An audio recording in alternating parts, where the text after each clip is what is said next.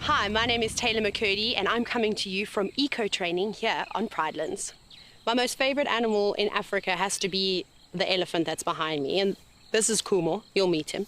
But elephants just in general, they're really sociable, they're always doing something, and I love to see the interactions between the members of the herd. To learn more about these elephants, join me on channel 183 on DSTV.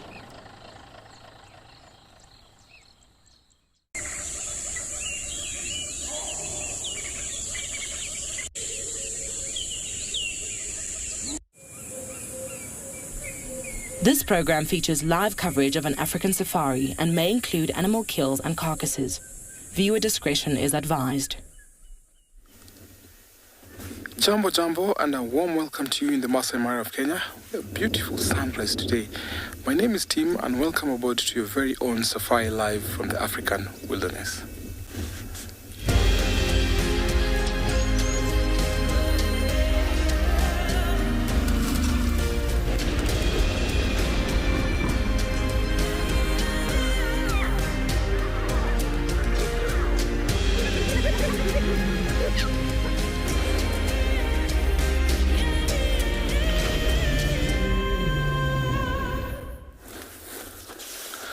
Jambo Jambo, and a very warm welcome to you in the Masai Mara of Kenya. What a beautiful sunrise that we have today. It was very bright, but as soon as the cloud is covering the sun, then there's a very nice shadow coming over. Very beautiful morning today.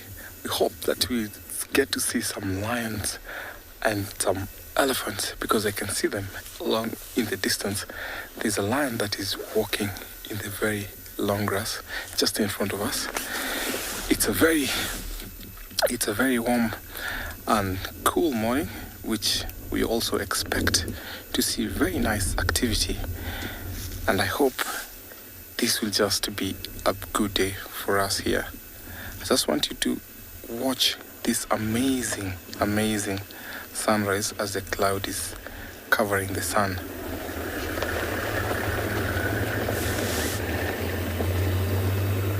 Some guests going to enjoy the beautiful morning. It's about 17 degrees Celsius, 62 degrees Fahrenheit.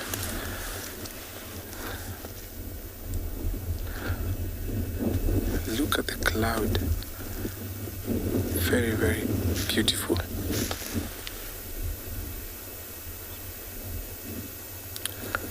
Send us your comments and questions at #WildEarth. For young viewers, kids question at wildearth.tv. On the YouTube comment section at FC.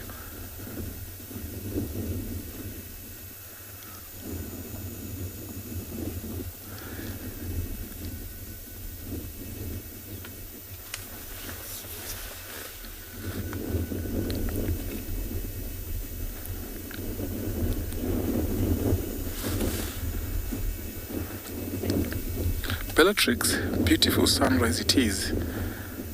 This is one of my magical moments when I get to drive here, get to see the sunrise and the sound of the African wild.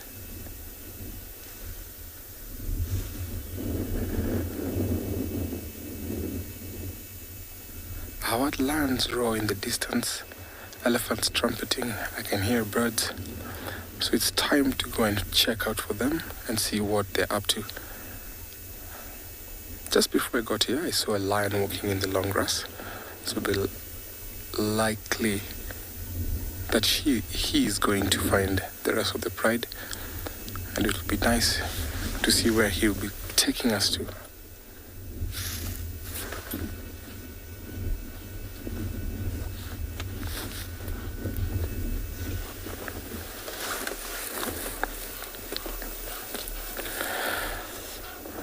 So I'm going to check if the lion will take us to the rest of the pride.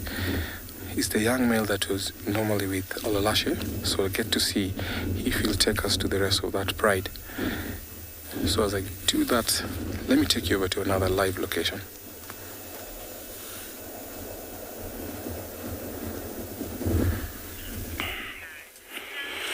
Jumbo, everyone. Another wonderful morning, a very beautiful morning. And I've started my day with these two beautiful young bulls. They look like they are mingling and enjoying and having a very good time to themselves. I cannot brave them. It's a very good time to do that. And it is such nice. Good morning, everyone. My name is Isaac, and on camera, I have Bungay. My mission this morning is to find some lions. Of course, we do have lots of cubs. Would like to find them. That is my mission. But I have these beautiful two bulls that have shown themselves out here. They're quite some way, but we can see them from here. Well, in Masai Mara, it is so beautiful. You will want to be here. There's a bit of wind, a bit overcast. The sun is peeping out of the clouds, and it might clear on later and it will get very hot. Yeah, the weatherman says it's going to be very hot. I would like that. Yeah, young bull elephants associate in small herds called bachelor herds at from the age of 15 onwards. And here looks like it is like that. The guy to the left, you can tell, is slightly older. Remember, we're quite a long way, so the size might deceive you, but they're very, very big, those guys. The one to the left, I think, is much bigger than the one to the right, definitely. They associate in bachelor groups, and they spend a lot of their time eating, very much like all elephants do.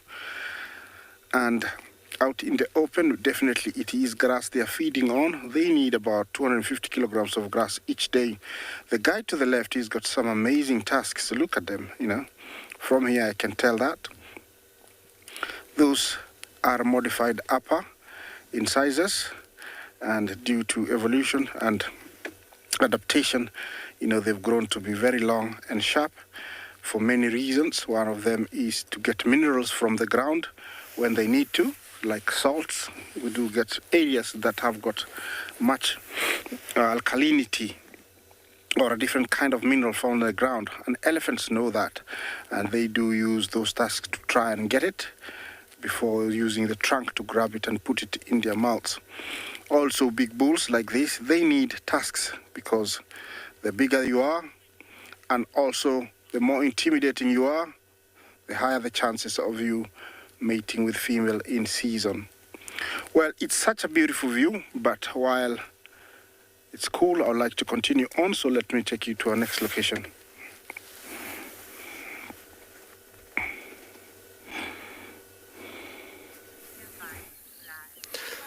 Well, while Isaac sees what he can find, we have been searching ourselves, and we've got a bit of a macabre scene here because this is what is left from Tingana's kill, and he's not there anymore. But the reason why I wanted to show you what this is because it's a very unusual thing to see. What I'm going to pick up, you will notice I've got gloves, and that's because one is this carcass is disgusting in terms of the smell, but two, who knows what's been on here between hyenas and leopards. It can be all kinds of things. But what you'll immediately notice is that this was a little carnivore that he managed to grab. And given the dental structure that we've got here, so if you look at the sort of lower and upper jaw of this individual, I would imagine that this is in all likelihood, given the size, the skull for a civet. I think this civet, unfortunately, was caught by Tingana, and this is a very, very, very common thing to be caught by older leopards. You'll start to see older males often going after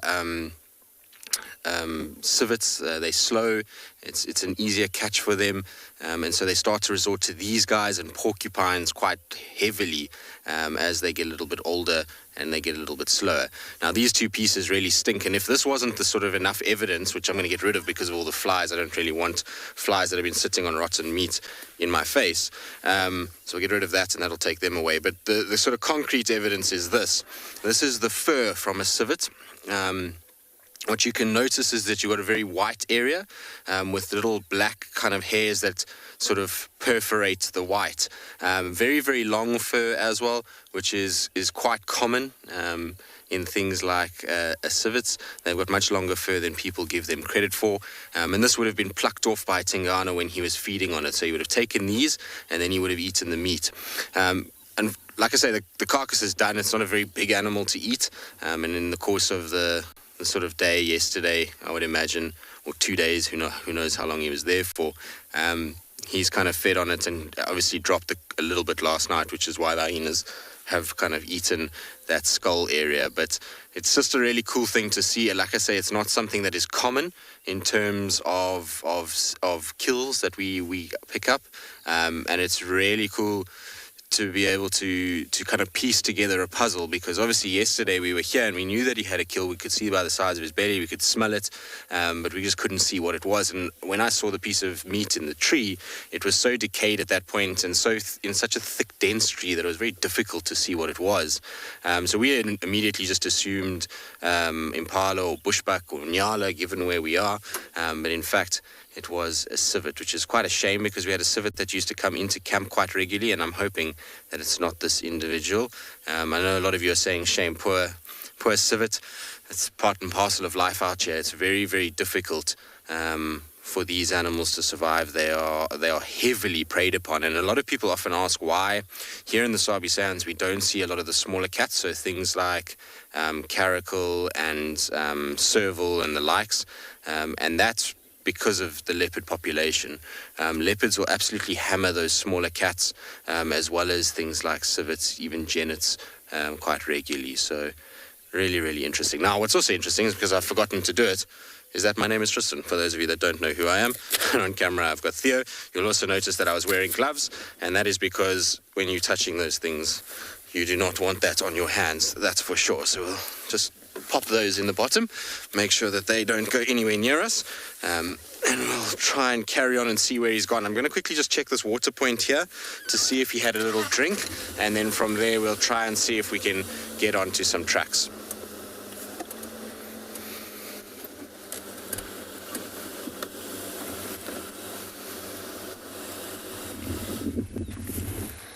Good morning, and welcome to the dawn. Welcome to Buffelshoek. Welcome to the area around Sydney's Dam, and some beautiful flowers on the dashboard. How is everybody today? Hello everybody, my name is Steve, joined by Morgan on camera, and as always we are very excited to have you with us. Now, this is going to be my last drive for the year, so we're going to try and make it the most splendid of splendid drives possible. So it's just an update. Tristan giving an update. Now, impalas are running over there. I'm not quite sure why. The Talamati Pride was left here around Sydney's Dam. We've come into the area to see if we can find them, but no such luck. But at the moment, oh, there's Sydney's Dam. It's wonderful. We often see it from the far side. We never really get here. We're right up on the dam wall, so I'm really quite excited that we're able to get signal. One of the lodges over there, Sydney's house, I think it'll be called. There was a big fire there earlier this year, and it all burnt down. But on the dashboard, we have got the beautiful flower arrangement of the apple leaf, the Phalaenoptera violacea. And we were just driving past the gate, and I found one that was in full flower. Violacea for the violet-like flowers. And very tough, leathery leaves. But the leaf structure, if I grab it for you over here, is compound. See, that is the entire leaf, with 2 leaflets at the side and 1 at the top. Sometimes you can find them with 4, 2 there, 2 there, and then 1 at the top. A very easily identifiable tree, quite tough and leathery. And have a listen. Everybody just close your eyes. Close your eyes. That wasn't a very good one. Did you hear it, Morgan? Did it sound like a crunching of a green apple? Kind of. I believe that's where the name apple leaf comes from. Very crunchy leaves. It's a very water-loving tree, and it's clearly out in flower, which makes it a very, very pretty plant. Oh, Cassie, I will definitely hug a tree today. Definitely. And over my shoulder, Morgan, we've got a herd of wildebeest coming down to drink. Just there in front of Sydney's camp. There they come. Have you guys seen the lions? The wind was coming from the south, so we'd assume the lions would have crossed into Djuma. I had a look. There were no tracks on the road, but the wildebeest are being very tentative. The impala that were hanging around were a little bit jumpy. There's still a little bit of a breeze coming, although it's switched its direction. We're going to see if we can scratch around and see if we can find where the telemates have gotten to.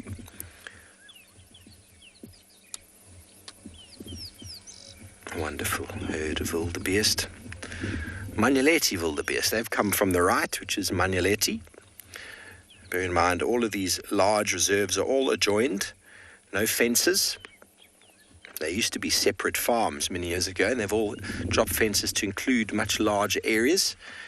And there's free animal movement. The wildebeest don't think to themselves, ooh, we're crossing into the Sabi Sands now. Now we're going back to Manyeleti. No, they don't think that. They just know they're going to go drink water and then go back to an area of their choice.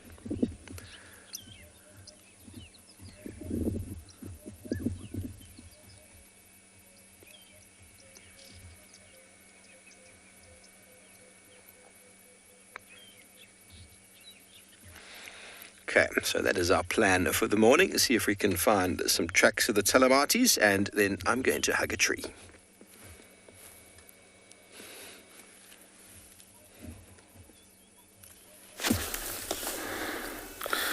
Welcome back to our mission, to the Mar, and our mission has been paid off.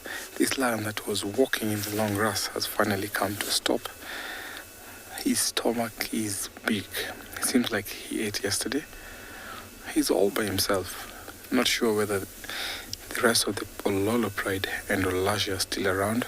Seems like he was following some scent trail, trying to follow them. But he's got to this place where I think it's warm enough for him, where he will rest for a little while before he carries on to go where he was going. Very beautiful morning. So when this 5 brothers from the Marsh Pride came in the other day, we had lots of commotion going on from camp. We had, I think they were pushed off towards the edge of the escarpment, which is just behind me. So yesterday evening, we saw some of the lionesses and Olashe just next to the edge where the forest is. And I think because he's now tried to form a coalition with Olashe, they were all pushed toward there. Luckily, I think they got something to eat, and it seems like it's going to be a nice place for him. But I'm not sure if those 5 brothers can actually accommodate them, whether they're going to come in and push off these 2, Olashe and this young guy.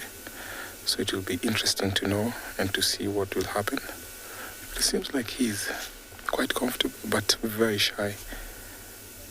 He's kind of sneaky because he is not sure whether the other 4 and 5 of those big male lions are still around. So we saw him mating with one of the lionesses from the Lolo Pride. We saw Lashe mating from, I think, 3 days ago. I I think that is why they accommodate him. They've accepted him together with Olalashe. Interesting thing, there were 5 brothers that came in. One of them was mating with one lioness from the River Pride. So it's actually going to be interesting if they ever happen to come across each other.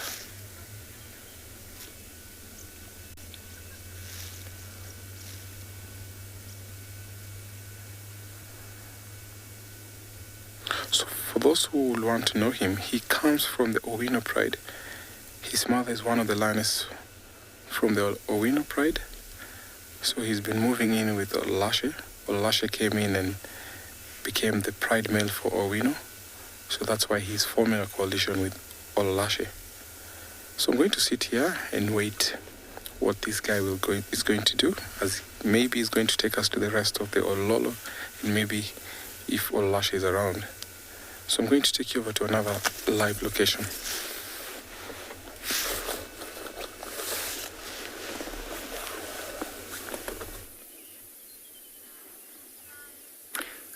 A very good morning to all our viewers, and welcome to And Beyond Ngala, where this morning we have a Wahlberg's eagle on top of a big tree.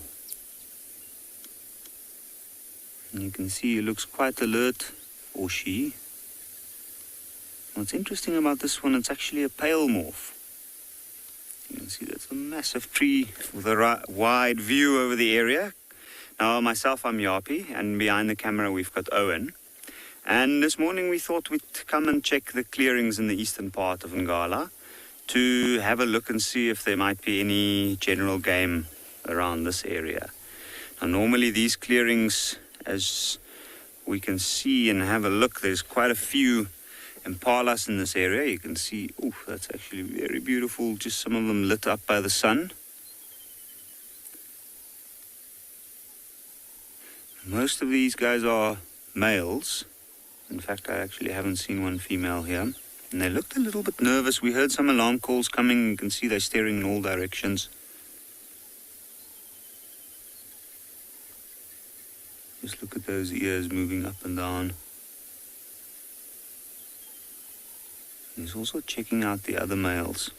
There's kind of a constant competition going on between these guys. And even now, already this time of the year, they start to look for spaces with good resources. Grass, in this case. The grasses on the riverbanks are usually the most sought after by the animals. And where that big tree is a small riverbed with nice dense cover. Now that could potentially be used by a predator to sneak up on these guys, and that's why they are a little bit nervous. The wind was also quite strong early morning. You can see they're all staring in different directions. Every now and again an alarm call, nervous alarm call. It might be that they're smelling something that we're not seeing, or something that has moved through the area. But this area is not far from one of the large watering holes in this part of the reserve, and that's why these males have already started to pick out their territories in this part. And this is where the competition will start. They'll try and keep a space up until such time that the rut comes. And the better the space, the more resources, the more likely the females are to come past this area. I also just had a lion roar from somewhere far off to our east.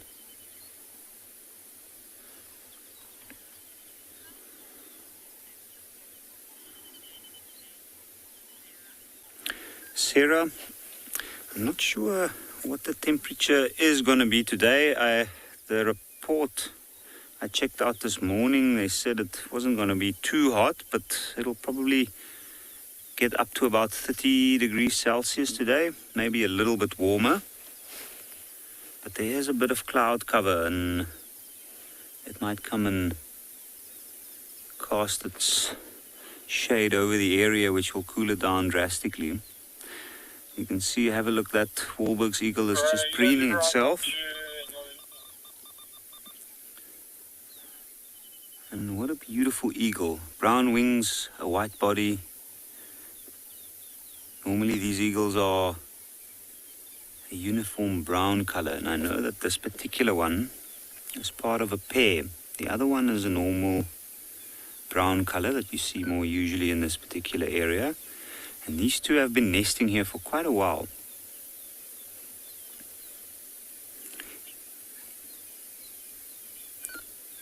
Each year they come back and they reoccupy this nest. In early mornings, this is where we found them, on top of the trees.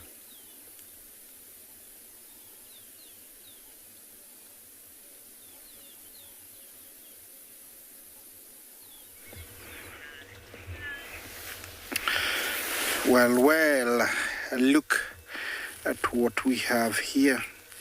One magnificent, huge tusker out and about doing his patrols.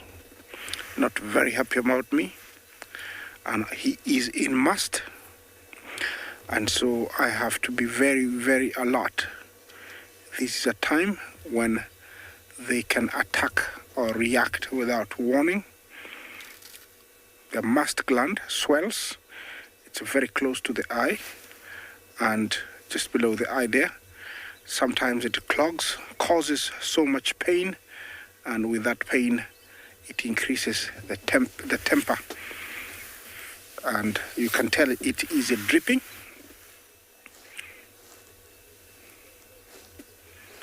Yes, so beautiful. Look at him. When in must, these guys walk long distances in search of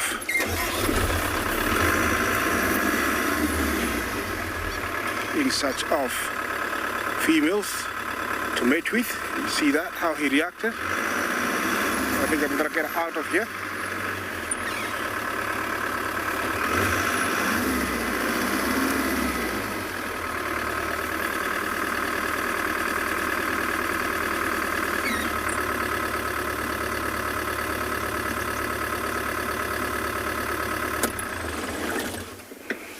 Well, that's what they can do.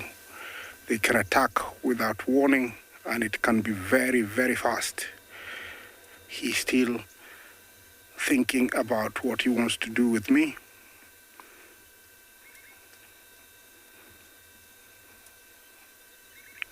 Thank you, sir. Yes, like I said, very unpredictable. You have to be very alert when you're very close to these guys. They're very big, but I tell you, they can turn and come at you at lightning speed. You saw that.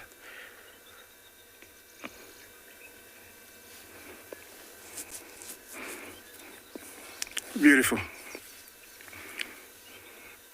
Now he's going to go there, and I think he's going to dig some soil, ease off some stress and anger.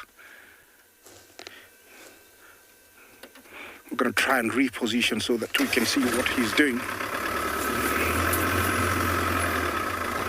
But that, is enough, to raise your body temperature.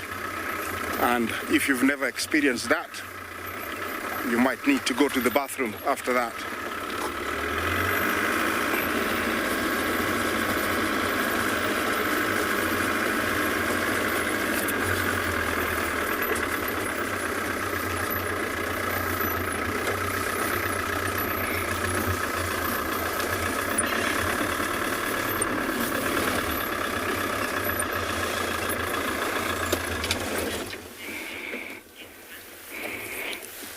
Seventh pain, Jumbo. Yes, there is a very strong odor from an elephant in must, and it is very evident if you know what it is. For me, I can smell it from almost 300 meters when an elephant in must, because it's something I've gotten used to, and it is very strong, I tell you. It is nothing like any perfume, very different, very, very strong. Even where I am right now, it has taken over. It's very smelly. Okay, he's tending to relax with me, but he's still thinking. An area like this, he will drink, he will, try and put his tusks onto the bank to ease off some anger. Okay, let me go quiet for 1 minute and see if he's gonna relax and just behave normal.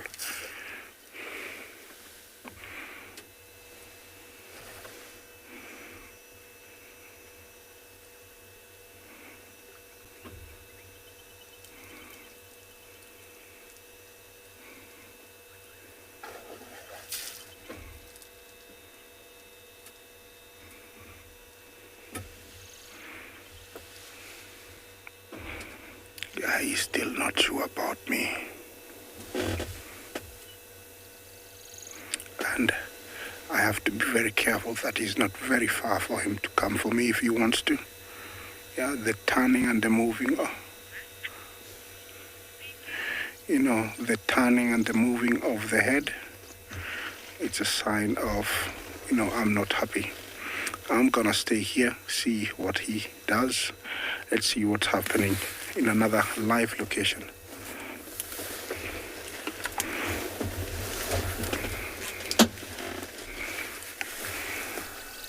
I always try to keep off from the such bulls in mask. Now back to our lion here, he's still sleeping, only raising his head a little bit and then getting back to sleep.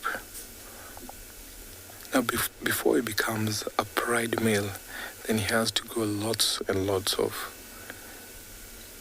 trouble, fighting sometime, but good thing he's formed up a little bit of a coalition. I'm not sure if it's going to stick or not, but it seems like Olalashi has habituated him. Now because he's about almost 4, I'm sure he was kicked out of the territory by a dominant male. So sometimes that is what happened, because dominant territorial males force young males like him out of the territory because they are what we call potential threats to reproductive opportunities. So such big males will come, they want to mate with the lionesses in the pride that they find such a youngster. And that was evident because we saw him mating one time with some of the lionesses from the Lolo pride. And when Olalashi was present, he could not want him closer. And that is the reason why these youngsters are kicked out. So what happens, young males will therefore commonly team up with other males from other areas, especially nomads. They don't necessarily have to be the same age with them. So that is very important, because when they form that coalition, it helps them to conquer a territory, to become pride members, pride males of certain prides, and which is evident that they become stronger because those lionesses in those prides actually keep on hunting for them, and which is much favorable for these lions. So such a youngster will always be intimidated by competitors such as the big 4 males that we saw about 3 days ago. So when they happen to see them with the big black manes, they get scared of them, and that's why he's been shy a little bit this morning.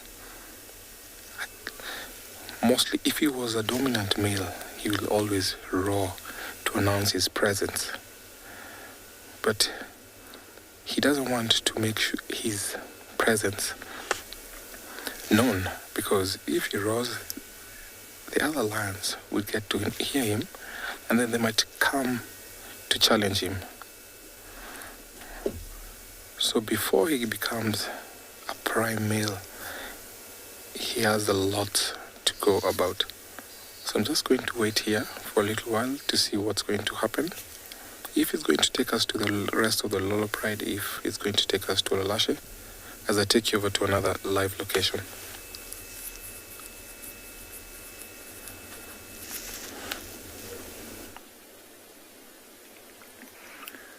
I don't don't know what kind of snake this is, but it's so awesome. We've been seeing its tracks everywhere this morning, and we've managed to just bump into it on the road. It's got massive brown eyes and a rounded nose and a very grey body. I almost think it's a type of egg eater, but I'm not 100% sure. I'm going to have to move the car. I'm sure it's going to go out of shot in a moment, but I'll move the car now. That's super cool, super cool. Okay, let me just move the car so it doesn't go underneath the vehicle. Hi everyone, my name's Mike. Behind the camera is Seb, and you've joined us at Eco Training's Pridelands Conservancy. Oh, look at that. It just like trying to bite. It's putting a hood out. Oh no, I'm in the way. I'm in the way. A few branches. Can you still see it there, Seb? I'm going to change the angle of the vehicle. It's very cold this morning. It's a bit chilly, so the snake isn't moving fast. But it's found its way into the grass now. Oh no, don't go. So it's found its way into the grass, which is much easier for it to move quite quickly. And it's moved into the bushes now. So on the sand, it had to move slowly because it couldn't get grip on anything. But once it was in the grass, it uses a serpentine motion to press its body against the little stems and grass stalks to move quickly into the thickets, into the sheltered environment, which probably feels a lot safer. So what that snake did, as we were moving away from it, I think the sound of the vehicle, the vibrations, and then maybe the movement of the grass got it a bit of a fright, and it actually flared a small hood and tried to bite or a piece of grass that was like waving in front of its face. It's very interesting. I don't think it was particularly perturbed about us. I think just the sound of the vehicle was throwing it off a bit. Remember, they can't hear. They can sense vibrations. And it's moved into the grass there, and I don't know. Does anyone else know what kind of snake that might have been? I'm not 100% sure. I can only think like an egg eater or something because it had a very rounded snout and a very big pair of brown eyes.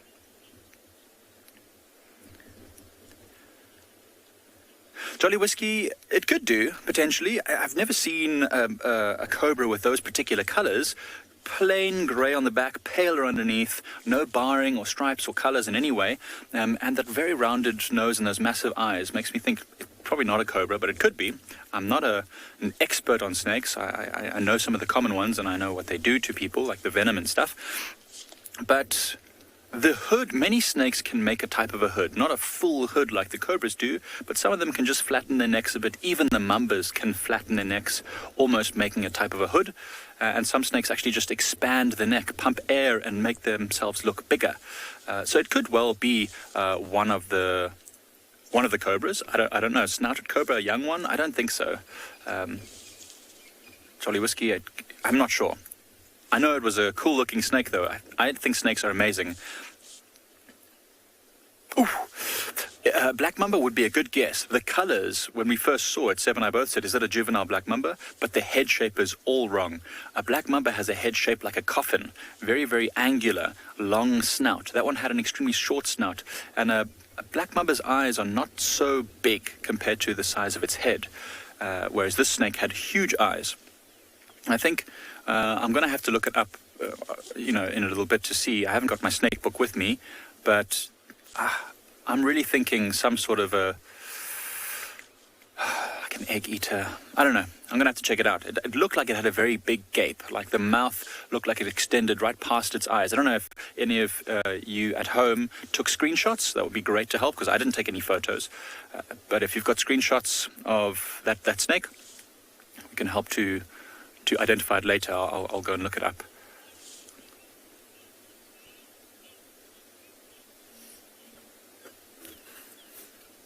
I didn't get the name quite clearly. I think it was Jins or something like that. But you think it might be a grey egg eater. I think if there's a snake called a grey egg eater, I don't know if there is. I'm sure that you've looked it up and you know that there is.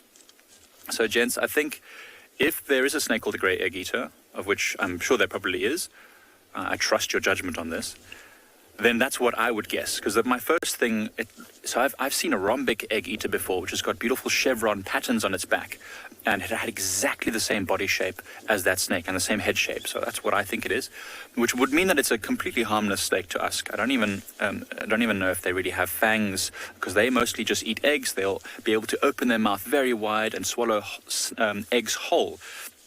And now this snake has been going back and forth, up and down on the road, so it's clearly looking, but hopefully we'll see it again.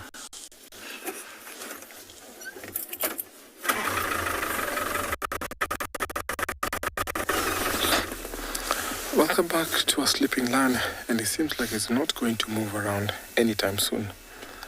He's got a full belly, it's still chilly, not warm enough, because I'm sure if temperatures keep on rising, then he'll have to move to a shady area, to a spot where he'll take or spend the rest of the day.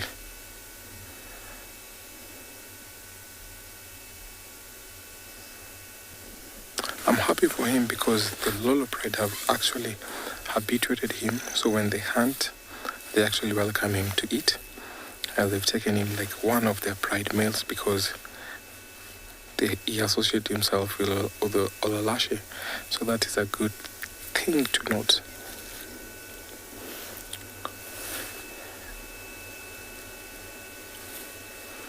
I thought at one point that he will take us to the rest of the pride, but it seems like he's comfortable here. So I might drive on and find the rest of the pride.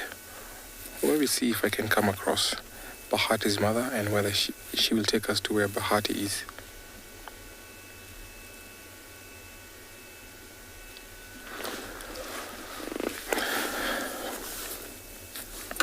So it's Lala Salama to this lion here as I carry on to find something else.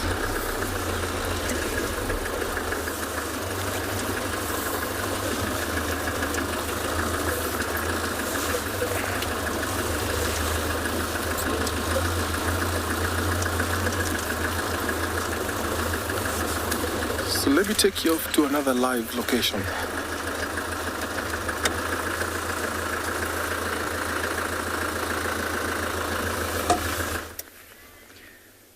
Good morning from and beyond Pinda Private Game Reserve, where Gert and I have managed to find the two dominant male lions of the south of and beyond Pinda. There's one of them, and he's busy feasting on an Nyala bull. My name is Damon, and as I said, behind the camera is Gert, and we're really excited this morning. We just came over the hill. We've been trying to follow a mother cheetah and her two cubs, but we couldn't keep up with them over the rocky terrain. And so super exciting now that we've managed to find these two big male lions. Just the one feeding on the carcass for now. The other one is behind us in the road. He's already eaten his fill, and he's gone to go and rest in the open. Every now and then you might be able to hear some impala's alarm calling. It's at him that they're alarm calling. They spotted him as he came out from the bush and lay down. Have a look at how that lion is turning his head to the side, using those molar teeth of his to cut through the flesh. Oh my word, look at those teeth. Something scary for you all on this Halloween morning. Have a look at that male's right eye and how scarred it is.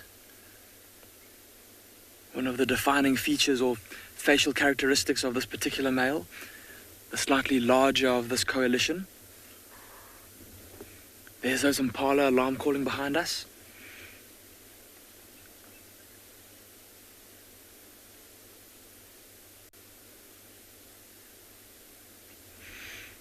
He's just behind this young weeping boerbean.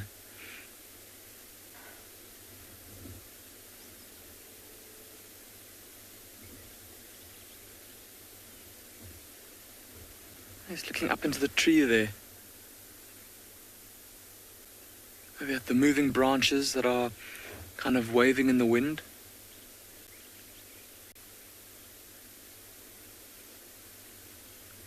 Look at how green the grass is all around in there.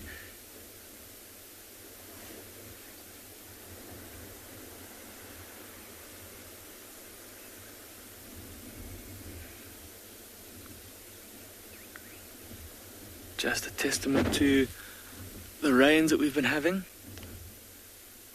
the last, or a couple of weeks ago.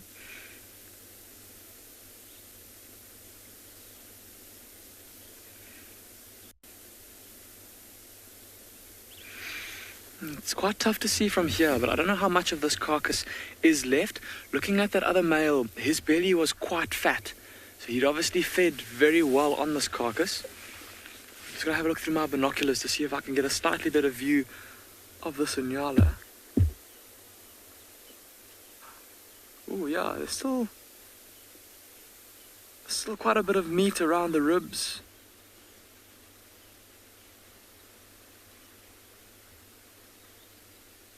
Looks like one of the shoulders has already been fed on quite a bit.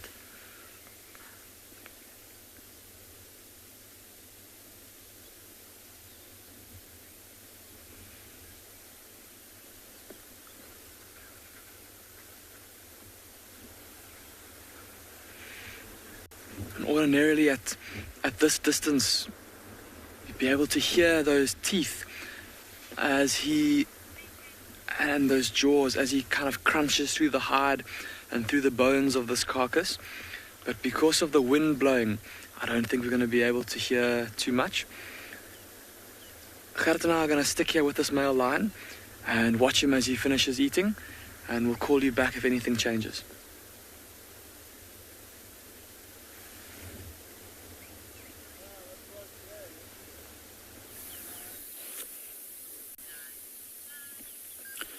While that male lion finishes off eating, we came across 3 male giraffes busy eating as well.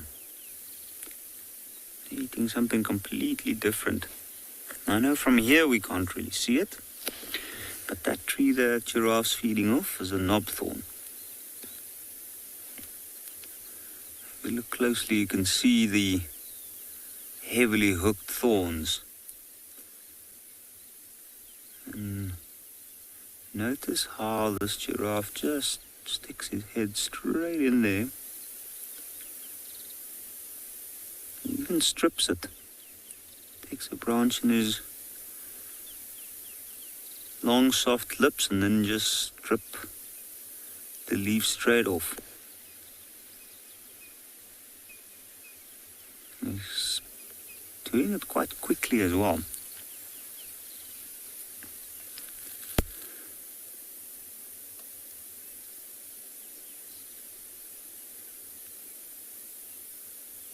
I always find it interesting. They don't feed too long in one space, but what I've noticed is that often you find like that giraffe that just broke away now, he's moved over to feed off something different.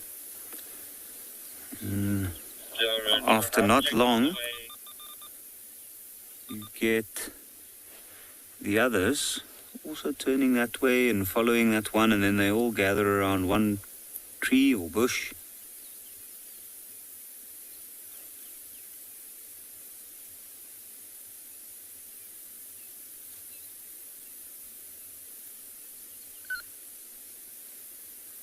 There we go. One might ask, why would they be doing that? I think it's difficult to say. It might just be because it is something nutritious or something good to feed off. They follow each other. Because the others can also smell that it might be something nutritional. But then I've often wondered, you see giraffes standing in a open space and they often look and scan the area. Mile, how many giraffe make up a tower? So a tower of giraffe is generally when we refer to them when they are standing still. And I'd say this is a tower. 3 of them would be fine. Just a little group. Have a look at the oxpeckers. Right up on the head. You can see behind the ossicones. One behind, one in front. Those areas just above the ears. Very, very tricky areas for the giraffe itself to clean. You can see the birds is a little bit irritating, probably their sharp claws penetrating the soft skin around the eyes.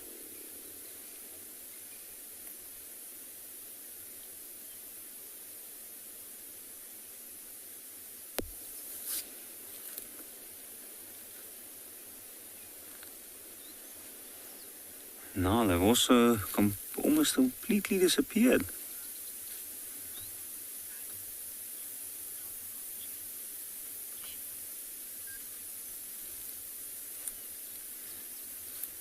Jen, if I heard your question correctly, how do giraffes avoid a toxic diet due to a loss of trees?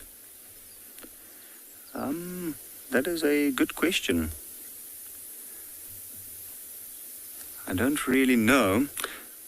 Now, we've just lost them, unfortunately. They've moved a little bit far off. Let's see if we can reposition and get one more view of them. But how do they avoid this? They change the area that they are feeding in. They move to different parts, different times of the year. So if the trees in this particular area, these are knob thorns, and they are well sought after not just by giraffe but also by elephant. And they do, on occasions, shift from one area to a different area completely. And if the resources in one area is gone, then they'll move and adapt and find something else.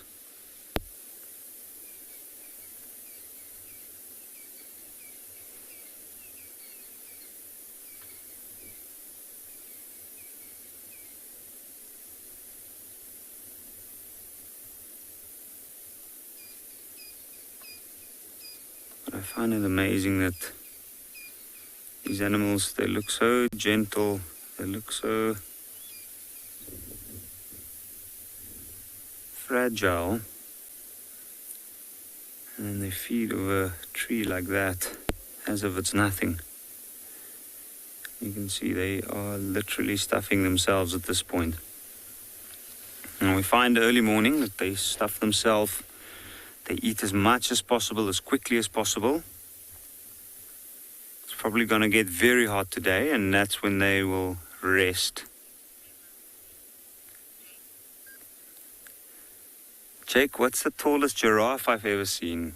Yo, I don't know exactly how tall the tallest giraffe was that I ever seen. I have seen some really, really big ones.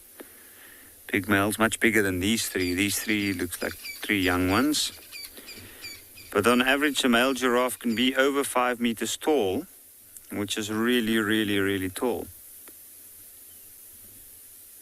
But it's very difficult for me to know exactly how tall the tallest one was that I've seen.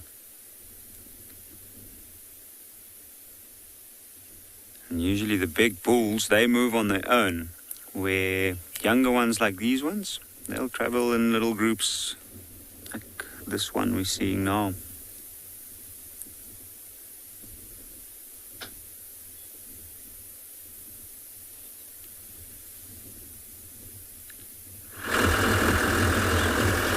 Welcome back to the Mara, where we've left our sleeping lion.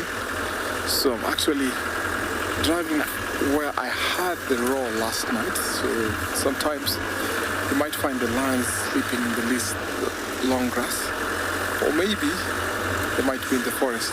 So I'm headed to the direction where Bahati and her mom, and his mom rather, went to. So I'll be keen to see if they're still around, because no one of us have actually have an update of him. So that is my mission for now. It's still very chilly, so most of the time you find that when it is cold, lions will prefer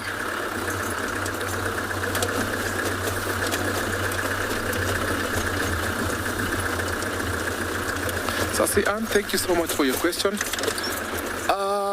The chances are 50-50 because Bob Marley went towards the east, and that's where the marsh is, and heading toward the Mara River. Those 4 males that came in the other day might have pushed him off, but who knows? But someone told me that he was seen around the marshy area, went towards the escarpment. So sometimes you find males like him who are alone, they be nomads, they be moving up around. So the chances are 50-50. I'm not quite certain that you might see him this morning, but fingers crossed.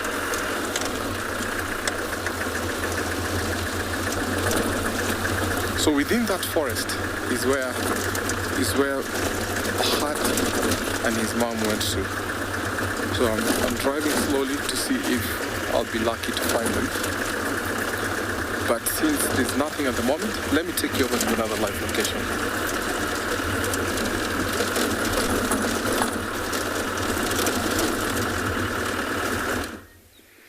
Welcome back to Ambion Pinda, where we've repositioned ever so slightly to try and get a better look at the Tswalu carcass.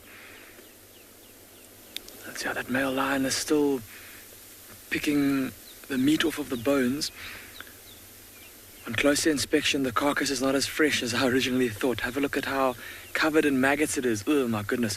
If you're sensitive, now is a good time to look away. I'm very sorry, everybody. But look at all the maggots crawling all over the carcass there. So the Tswalu has obviously been dead for quite some time.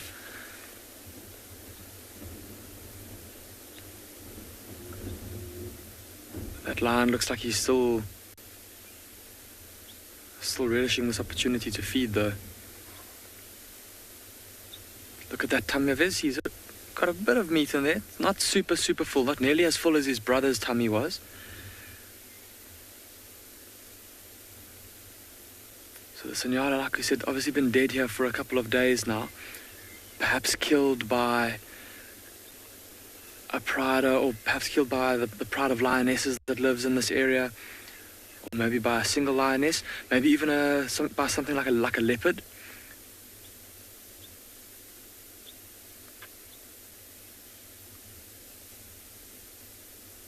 Maybe killed by a leopard and then disturbed, or maybe then the leopard was disturbed by something.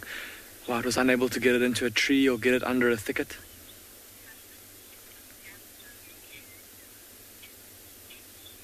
FH, you're asking what will happen if a scavenger were to arrive now at this carcass? Well, it would depend on what that scavenger was. So something like a hyena, even a group of hyenas would probably be sent packing by this male lion. Same thing with jackals or vultures, he would chase them away. Something like a leopard probably wouldn't even try to come anywhere near this area at the moment, based on the fact that there is a big male lion here. Other lions also might smell the carcass and might want to move into the area to come and try and feed. Like I said, there's a pride that lives in this area, and yeah, the male lion would probably then push them off as well, not wanting to share the food with them. He'll eat first, and then once he's moved off, then they'll be allowed to come and eat. But yeah, I think in this area, the most likely scavengers that we'd expect at a carcass like this, just based on the area where we are, probably vultures, jackals, not really hyenas, not too many hyenas in this part of the reserve. But yeah, so basically the short answer is that he'd probably chase a scavenger away. Now, he's just gone around behind us, and I think he's going to go and join up with his brother. Wouldn't that be fantastic if we could get a look at both of them sitting together? So I'm going to try and reposition us.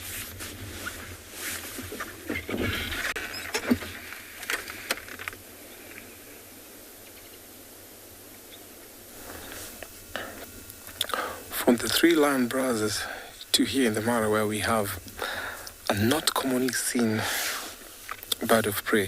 This is the banded snake eagle, and actually it's a pair. We can see there's another one just sitting up on a tree, just like he is doing there. You can see the other one there.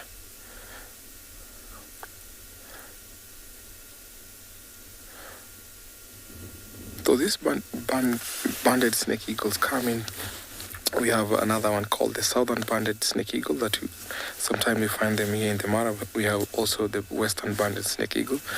But the most common general about this bird, sometimes they always sit for long without hovering over in the air. So that is one unique thing about this banded snake eagle. So you always find them across the forest, thick woodland, just as evident where we can see it's near the woodland area. And they always sit for long periods and doesn't often soar up in the air. They are scarce, but And uncommon across this range, we don't always see them quite often. So I'm quite happy because of seeing these two, especially coming to see two. It's very, very nice.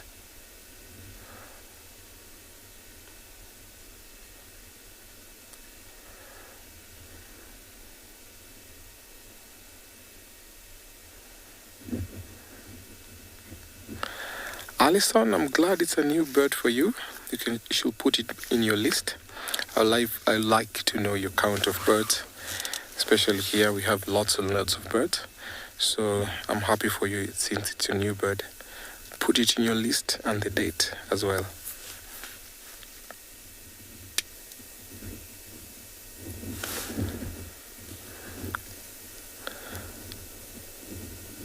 I like the way the wind blows them and makes their heads and their feathers fluffy.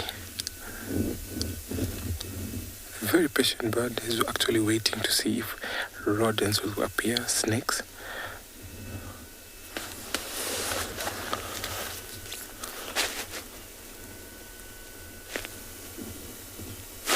One thing that makes snake eagles different to other eagles is that snake eagles don't have always feathers on their legs. They have very thick scales which help them whenever they come across snakes, which is easy for them to actually pounce on snakes, because lots of eagles with the buffy, hairy legs becomes uncomfortable when they come across snakes or maybe trying to go across this kind of terrain. So that is very important for the snake eagles when they don't have feathers on their legs. They have very strong talons, which also helps them to subdue prey, especially the snakes.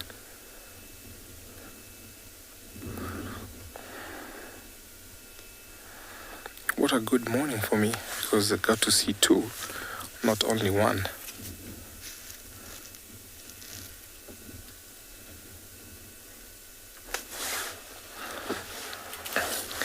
Gian, thank you for your question.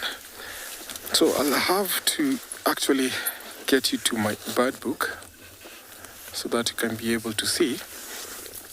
So the reason why it's called the banded snake eagles, you can see that it has bands here.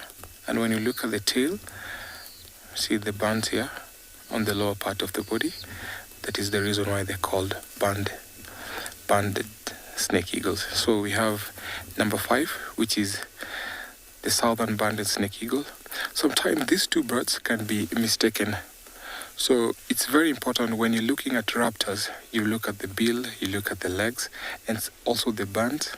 So you can see the tail has only one band that is always conspicuous. So the southern banded snake eagle has 2 bands on the tail that are conspicuous. So when I was looking at this bird, I could always sometimes mistake the two, but you actually have to look at the bands. So that is the reason why they're called bands, and the banded snake eagle got its name from that.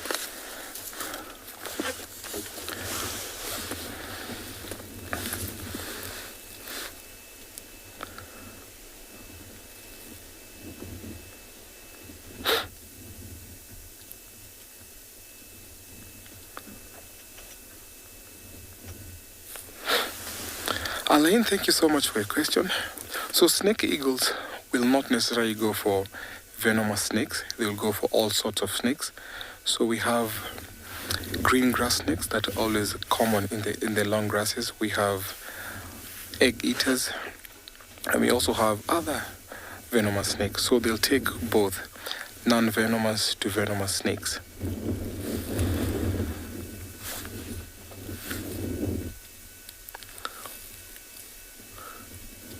So when you come across such raptors, you always have to look at the bands or the broad white band on the tail that sometimes can be mistaken.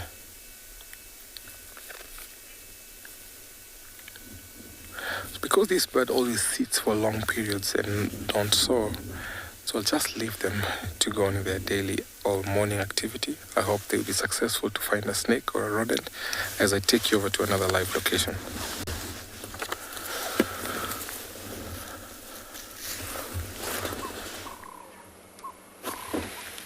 Well, welcome back to Juma. We've crossed back over. And we are at Vuetela Dam having a look at a beautiful little grebe. As the wind has really picked up, I've actually managed to put my jacket back on. Now, when it's windy like this, it definitely influences the birding. But what the wind does do is it often causes the animals to move. Now, the tracks of the Talamati Pride unfortunately went west over into Manuleti. When we looked at those wildebeest, the tracks were over there, but they headed the opposite direction. Always nice, though, to find a nice, quiet place to sit and just listen. Hear the Cape turtle doves or the ring-necked doves.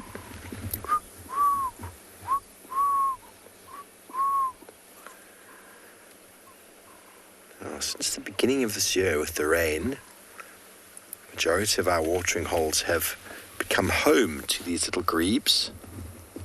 Whereas in previous years of me being here, I didn't notice any grebes. Bufosuk Dam, as well as Vuetela and Treehouse for a time. Had a few of these little fellows. Remarkable little birds.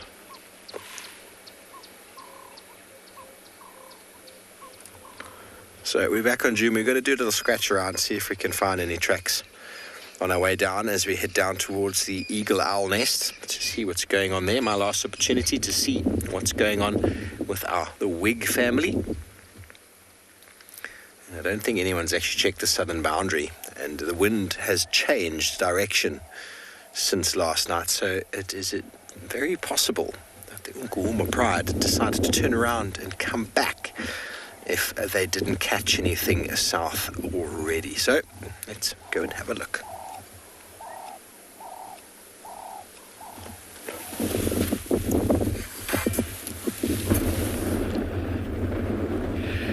Good morning to what is a fairly windy start to our morning here at Tswalu Kalahari. Good morning, my name is Kyle, and behind the camera is David. Yes, welcome to Tswalu.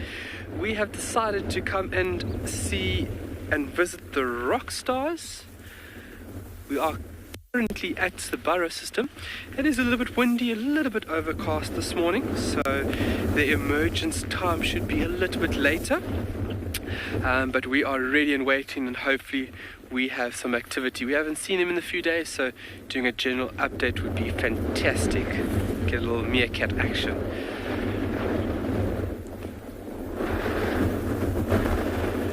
We had a few drops hit the thirsty land this morning.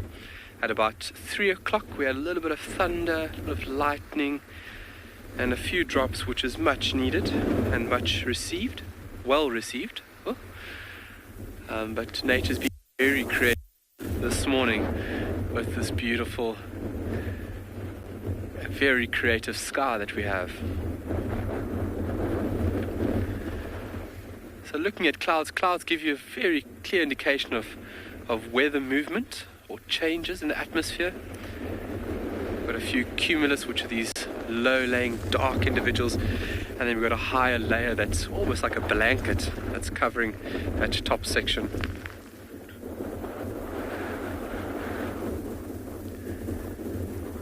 But the wind will be the big factor to delay their emergence this morning. Obviously they lose a lot of heat. Being such tiny little organisms in a big environment, they really do feel the effects of weather such as today.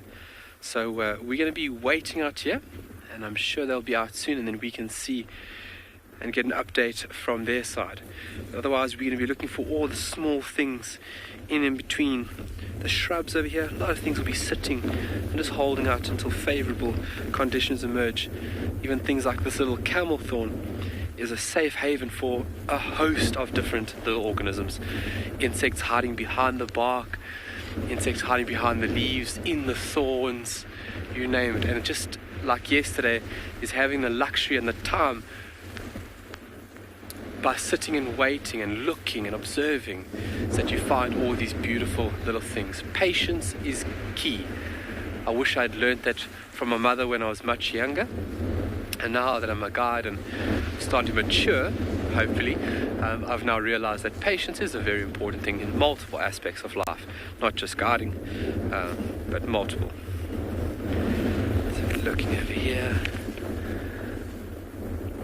and things don't move, so you have to have you have to slow everything down in order to see it. It's a beautiful little camel thorn. So then what we'll do is we'll do an update on these meerkats, and then we actually have heard news about cheetah that are about 7 kilometers northeast of our position, and that is the 2 boys that you guys would have visited and would have been with a couple of days ago. And we're going to go see if we can then locate them after visiting these beautiful meerkats. They do get a bit lazier in the morning, which is okay. And just understanding the behavior, especially different individuals and what they do and when they do it, is very exciting.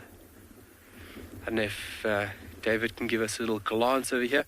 You can see how the wind and rain has really detrimentally affected all the tracks, but there is telltale signs that they are here. We're going to another amazing location. We'll see you shortly.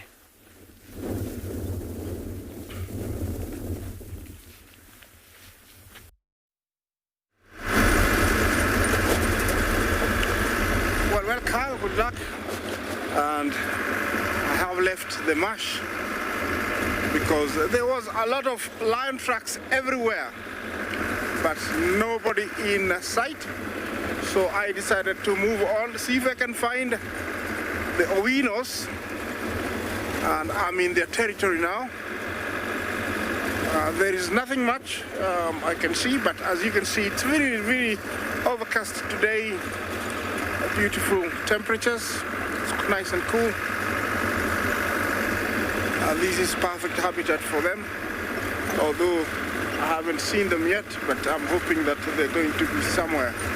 Remember, the Owinos were a breakaway from the Sausage Tree Pride, and they're dominated by Olalashe and Kijana, the 2 males. Their territory stretches quite a bit from here, and it's a huge area. Another prime estate, for any lion, they would love to be, to be here. We haven't seen them for quite a while, and they have about, cubs that are about 6 months and 7 months. So it would be nice to catch up with them and see how, what they're doing. Maybe we have more cubs. I don't know. Yeah, there could be more cubs, Take a look at this view that we have here. So beautiful. As I take my binoculars and scan around, I can see there is elephants everywhere. Some zebra in the distance, wildebeest, toppies. Yeah, definitely there is enough for them to eat around their territory. So it's a matter of finding them. It's still quite cool, and it's at nice temperatures for them to be out in the open. So I'm hoping that we will find them.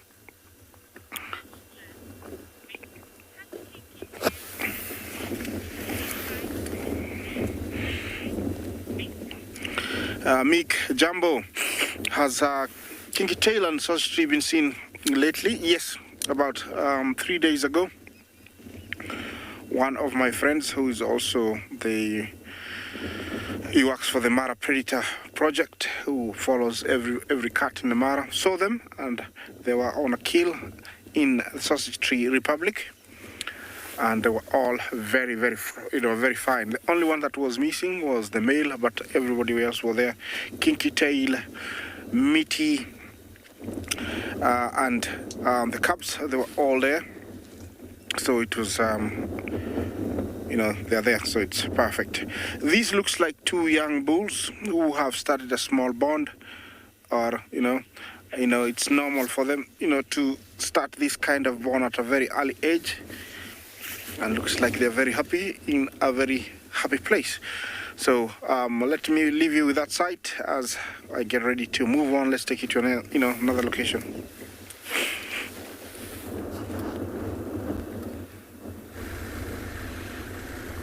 Welcome back to Ambiampinda. Look at these two big male lions walking down the road in front of us. So they've eaten their fill from that old Nyala carcass, and they're now on a mission, using the cool of the morning to cover ground in their territory. Excuse me. They've been scent marking as they walk, backing up to bushes and spraying the urine, scraping their back legs in the ground.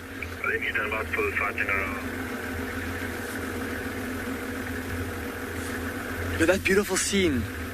The mountain off in the distance, and two big males walking down the road.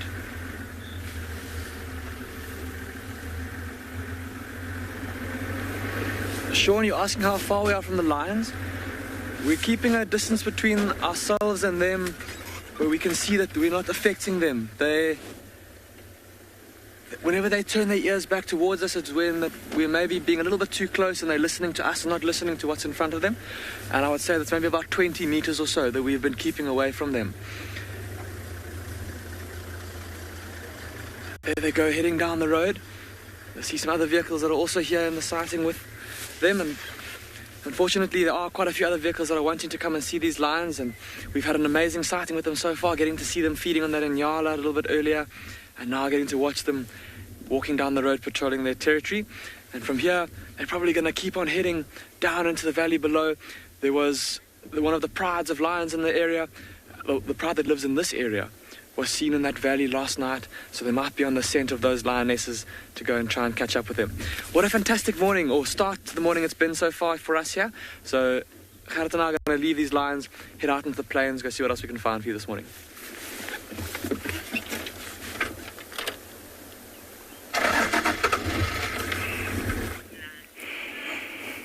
Well, here I am. Still, I've decided to stay because it's such a beautiful sight.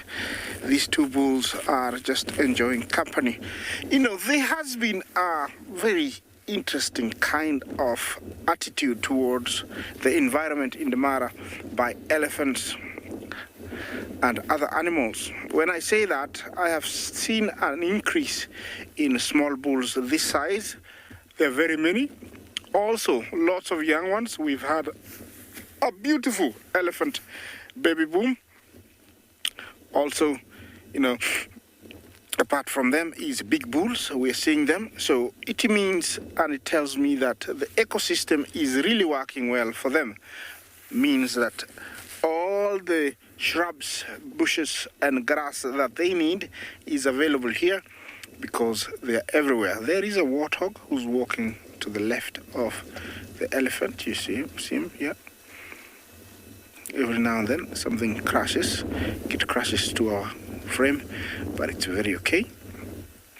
So it is, I think for me, it is such beautiful news to have this elephant roam freely. Remember that,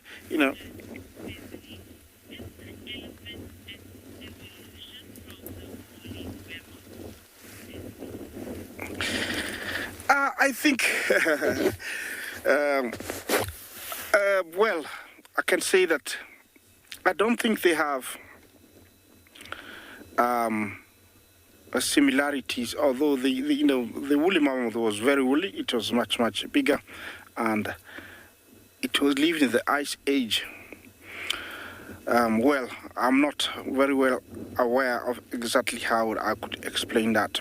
I would skip that question. Maybe I'll let it be answered by one of my other fellow guides. Yes, look at the environment here. I'm just loving it. If you look at a distance, a very long way down there, there is some zebra. You see those white spotty, those ones there? And that is the kind of area I want to head to because we might find a lion there. That is a good area to find, cat. And it looks like that will be my plan for now. But while we're at the elephants, you can tell that they are picking a specific shrub, from a distance. I can see them.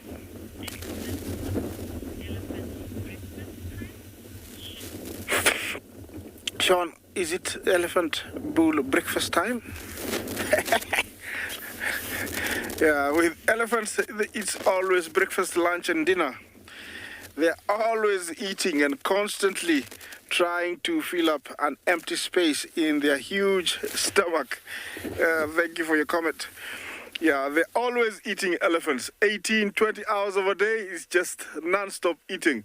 They can never stop. It's always, they have to fill up. So it's always breakfast, lunch, and dinner. But because it is breakfast, let's say it is breakfast time for them. Yeah, and, it's no shortage. Their food here is everywhere.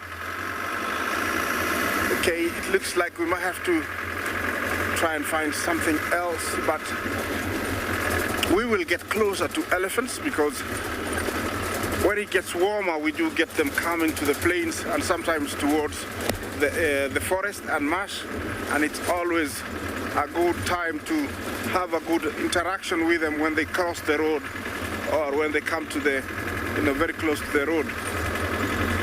I'm just loving, how we see these big males and groups of them, and also, some breeding house with very, very, very many elephants. It's just beautiful. Okay, let's go to our next location.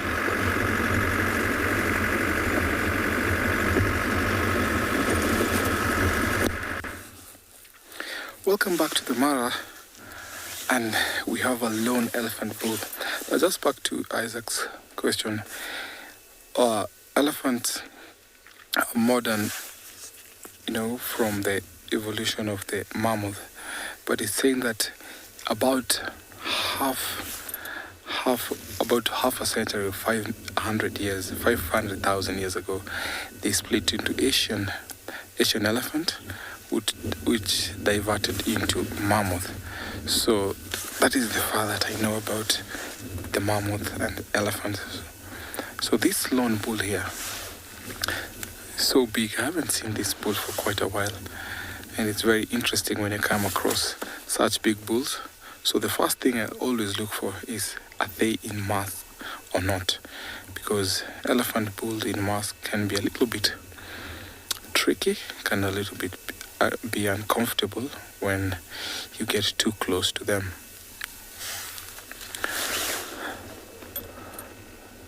Look at his right tusk filled with cambium. So cambium is the component that is in the bark of trees that sometimes is red greenish. So elephants use the tusk to actually rip off the bark of trees. He's slowly facing us. So these are so much mature bull, and I'm sure there must be other younger bulls that are following him. He's slowly picking the grass, which is soft there. It's a little bit mushy. You can see actually the tip of the right tusk is actually worn out. It's actually broken. I think that must have come from fights, because bulls always break their tusk when they are fighting off other bulls.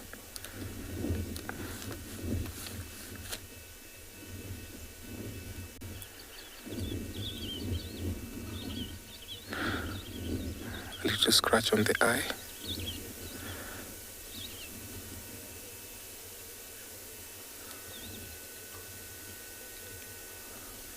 You can tell he's comfortable, he's not feeling any threat.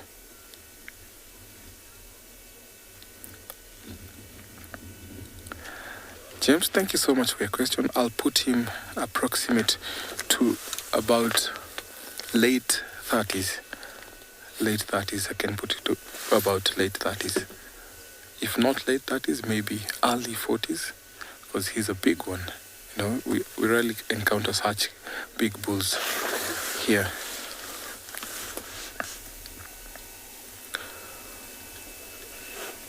So once in a while they walk and associate themselves with cow groups, cow and calf groups, which they come randomly, sometimes when they move from one home range to another.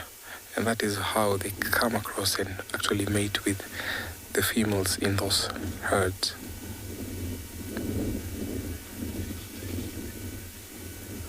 So younger bulls that have left their natal herds will come and join this bull and will form a bachelor herd.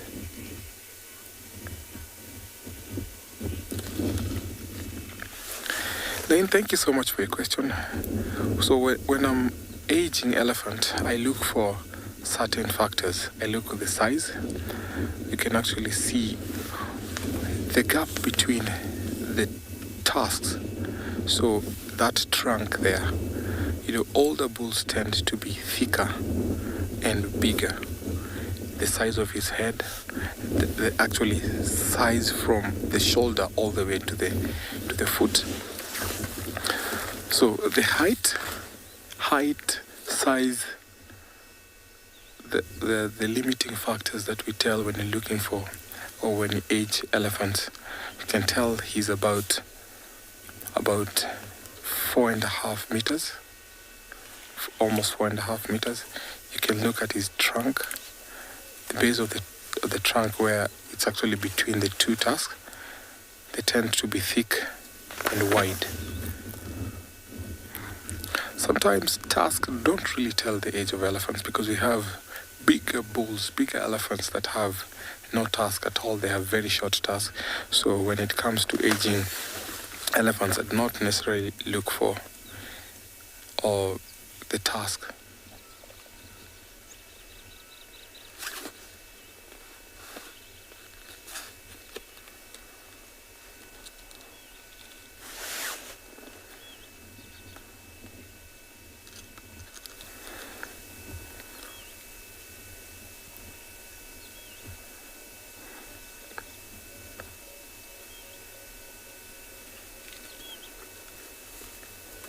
So another thing that I'll tell when both sexes age, they continue to grow through their lives. So you find that both bulls and cows will keep on growing, and becoming big. So when you look at his head, he's much taller. You can see his rounded head. The tusk is even thicker on the tip. So from where the tusk gets from the skin, you can see it's thick,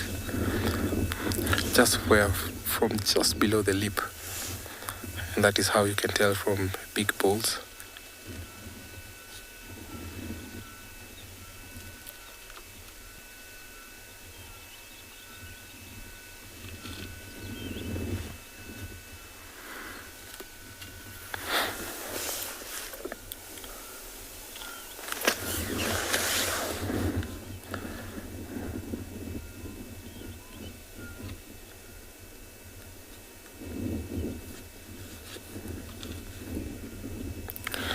It's a very, very good sighting watching this bull here. I'm going to stick with him for a little while as I take you over to another live location.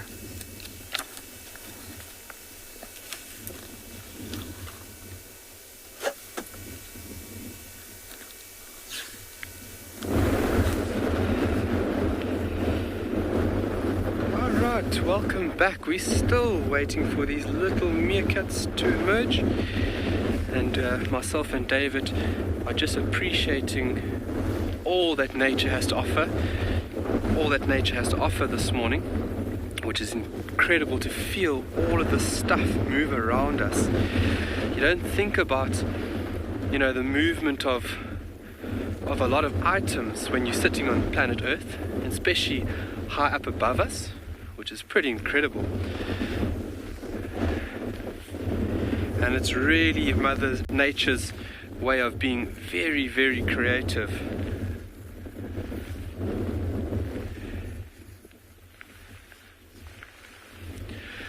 So looking at the clouds and all the stuff that you're seeing in view right now, it's incredible to think that only a very, very small distance between the surface of the Earth and about 16 kilometers up, that almost 80% of all the mass in the atmosphere is actually contained within this very first, very small layer.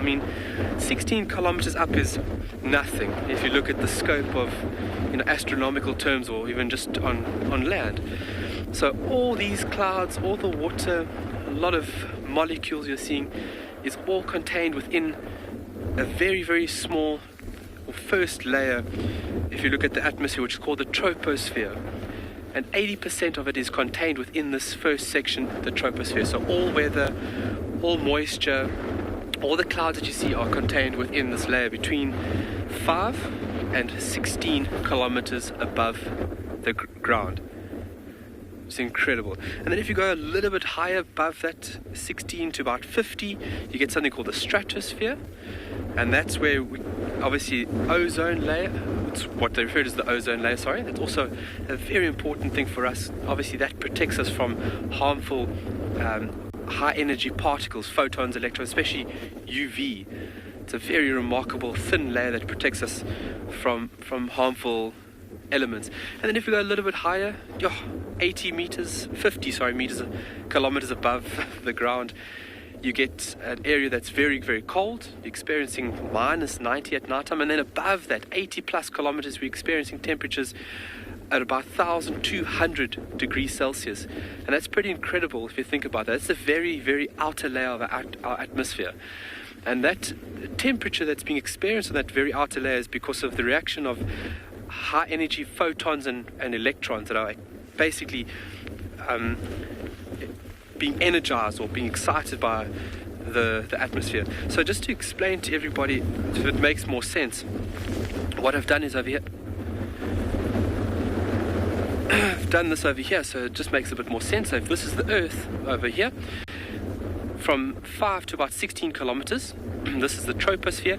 80% of our weather is contained within this section over here. This is obviously not a two-scale diagram. This is just so that you can see the general scope of the different layers of the atmosphere. Then we get the stratosphere, obviously the area that is very important for that of ozone, that protects us from very, very high energy particles. We've got the mesosphere, which is very cold temperatures. At night time you're experiencing minus 90 degrees Celsius over here. And then we've got at about 80 kilometers above the ground, this area we're experiencing 1,200 degrees Celsius, and that's from the high energy particles reacting with this area over here. So just to think about when we're sitting on the surface of this beautiful blue planet, thinking about the space and the stuff above us is pretty remarkable. And just to think about just all the stuff is contained within very tiny little sections of our atmosphere. Remarkable stuff. We're going to send you off to another amazing location, and we will be here when you get back.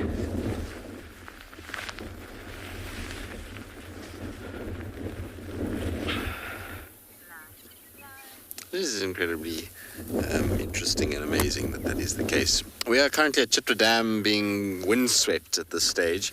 The wind has really picked up all of a sudden, and so we thought we'd just stop off here for a little bit and just listen out and see if we can't pick up anything.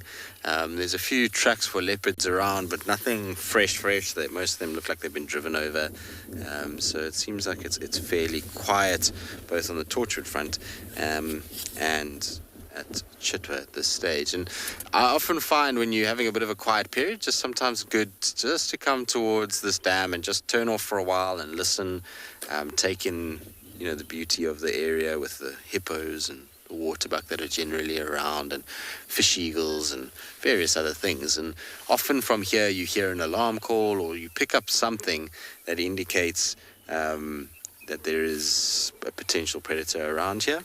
And even if you don't, you get really cool sightings of birds here often. And like I say, the hippos are here, so it's just a really nice place to come and sit and take it easy for a little bit. Especially when you're having a quiet morning. Sometimes it just takes, you got to push the pause button for a little bit and just kind of listen and wait, and eventually whatever it is that you're looking for pops out. It's often the thing about being in a place like this is people get very impatient very quickly without seeing animals, and a lot of the time it's kind of, takes a while to find things. Now you can see that there is a white-backed vulture that is flying around with the wind that's picked up and the fact that we've got the sun out. So probably a few thermals around, and these guys are just riding those slowly upwards in order to go scout out for food. Now, when you see vultures circling like this, a lot of people often are very kind of hesitant and think that there's potentially a kill nearby. That's not normally the case. These guys are just going up now to search for food. If you saw the circles decreasing and them landing, that's a different story. Then you can probably indicate that something's going on. If it is at this time of the day, because most vultures will be going up at this time of the day, they won't be going down. But what is also amazing is the wind. The wind is such an interesting thing because the wind started to pick up now, and we had 2 waterbuck that are just on our left-hand side at the moment, and they were sleeping, fast asleep on top of the dam wall. Even when we drove up, they didn't change their kind of behavior at all, and the wind has just started to really kind of blow, and both of them immediately stood up as the wind blew, and they went straight down the dam wall, and they've trotted to where it's a little bit lower. And the reason they will have done that is like most animals, so elephants will do this, buffalo, is to try and get out of the wind so that they can hear better. And so they'll have gone down to try and just kind of get out of that and be able to hear a little bit better. But 2 beautiful bulls, that's for sure. Michelle, you say it's such a peaceful sighting. It is very peaceful up here. I mean, like I said, we're getting a bit windswept, but luckily the wind's coming from our backs at the moment. And so, it's not too bad. I think if we're facing the other way, it would be worse. But it's very peaceful. There's a red-chested cuckoo calling in the background. There we had European beaters at one point. There's been mosque swallows, red-breasted swallows, oxpeckers, hippos, impalas. So all kinds of things that are taking it easy around Chitwa Dam. There's also a go-away bird that keeps calling, and Franklin's too. I wonder. Could be for these birds that were circling. So, we were showing you those vultures. There's also a fish eagle circling. They'll often trigger birds and to start calling, particularly go-away birds. So it could be that. But we'll just listen out. If we start to hear squirrels and we start to hear other things, then maybe there is something in this area. I was kind of hoping we were going to pick up some signs of Shasha or Langa this morning. But it doesn't seem like they've come back onto Chitwa since we last saw them. All right, well, we'll sit here for a little bit. We'll just keep listening out and see what there is. Hopefully something will pop out here somewhere.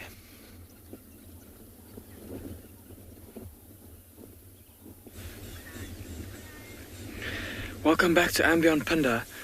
Have a look at this beautiful black-winged kite that's sitting up on this little dead stick.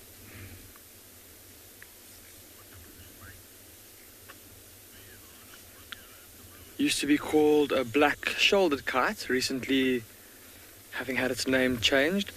See how it's perched up on that stick there, looking down at the ground, scanning for any signs of prey. Look at how its feathers are rustling in the wind, how that branch is moving around as well. Gives you an idea of how strong the wind is currently blowing.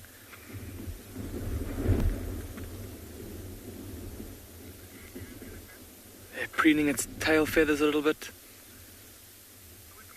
making sure that feathers are all clean and all in order.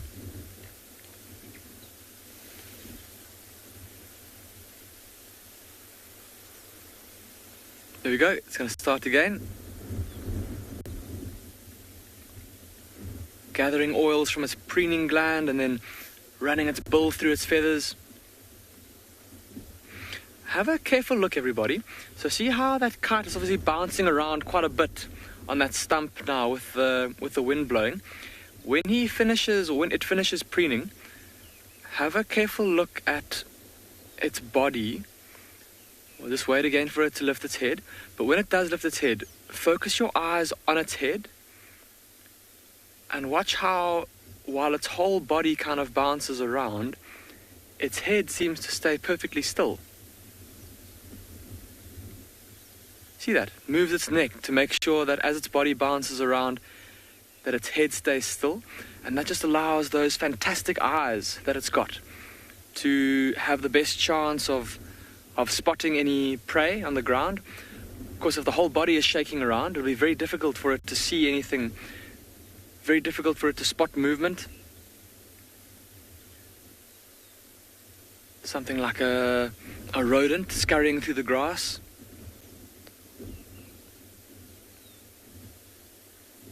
And on a chilly day like today, when that grass is moving so much, it's going to be extra important for that kite to obviously to have its head as still as possible, give its eyes the best possible chance of picking up anything or spotting anything moving through the ground or along the ground. But for the time being, though, look at how it keeps preening itself. So I think preening is the more important task at the moment.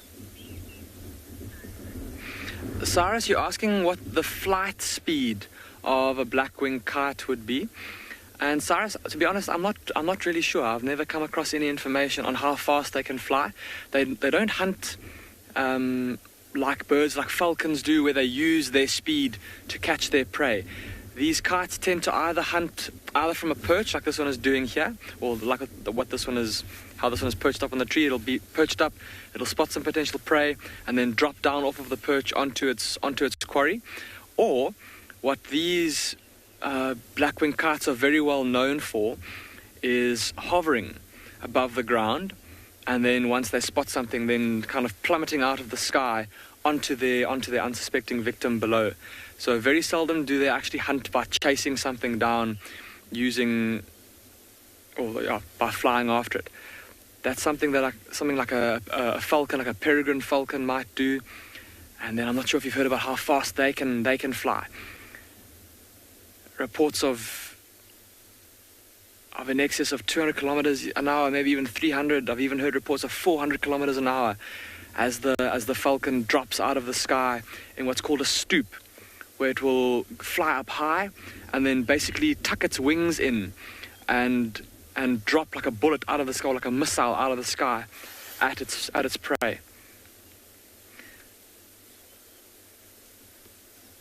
And then use its talons to stretch its talons out and basically kill its prey on impact.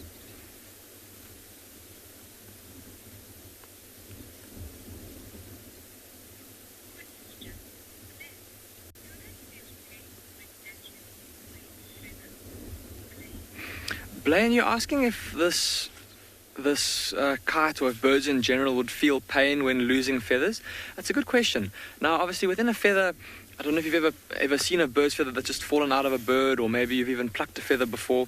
There isn't any blood that comes out, and I don't think that there's not too many nerve endings in that area. I'm sure they can feel it, but the extent to which it would be painful, I think it's quite tough to say.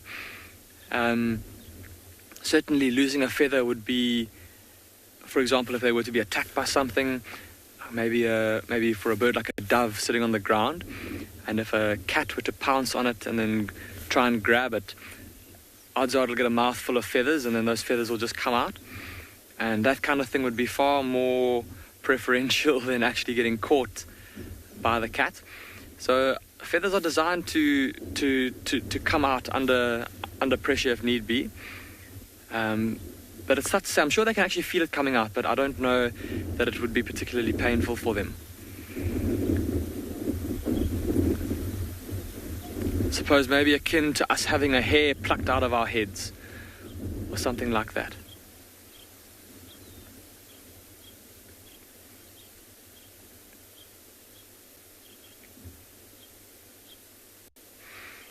See, now, having started preening less and less, how it's looking around itself. Maybe now time to start hunting. There he goes. Oh. It looked like he got stuck on the branch there. There we go, flying in front of us. See those very pointed wings with the little black tips on the end?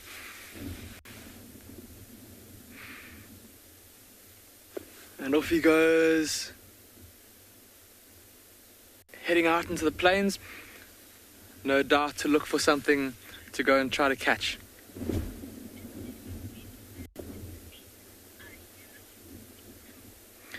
Carl, you're asking if there's a reason that its feet are yellow. I'm going to show you all a picture in the bird book so that you can see what we're talking about there. So there's a picture of this black-winged kite, and there are those yellow feet. And that's a very good question. I've never even thought about that, and to be honest, I don't know. I'm going to have to get back to you on that. I have no idea why its feet would be yellow. They do stick out though quite a bit from the rest of the body. Obviously with the white and the grey and the black along the wing there. Yeah, and then very distinctly coloured feet that really contrast against the rest of the body. But no, I have no idea why those feet would be yellow and not another colour. Looking at the other kites as well that we get here in Southern Africa, the yellow-billed kite and the black kite, both of them also having yellow feet. And there's quite a few birds of prey. I think if we scroll through the bird book, even here, the harriers as well, look at how they've also got yellow legs and yellow feet. Yeah, more harriers also with yellow legs, yellow talons. And goshawks with orange coloured feet and talons. Sparrowhawks, also yellow. Yeah, pretty much many of the birds of prey, those that hunt especially, they've all got these very starkly or brightly coloured talons. Very interesting. Often also paired with a brightly coloured bill. And even that kite, look, it's got a yellow bill and a very bright red eye.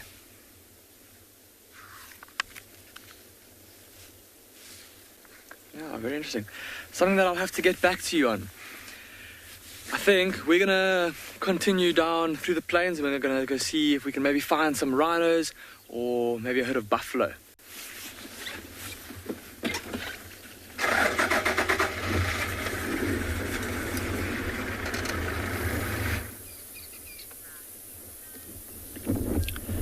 Talking about rhino and buffalo, we came to a watering hole to look for some buffalo, and we came across these guinea fowl. You can see they're walking with their head low down to the ground. And the wind is quite strong in this particular area at the moment, so there's a lot of grasshoppers and small insects blowing around, and that's what they're looking for.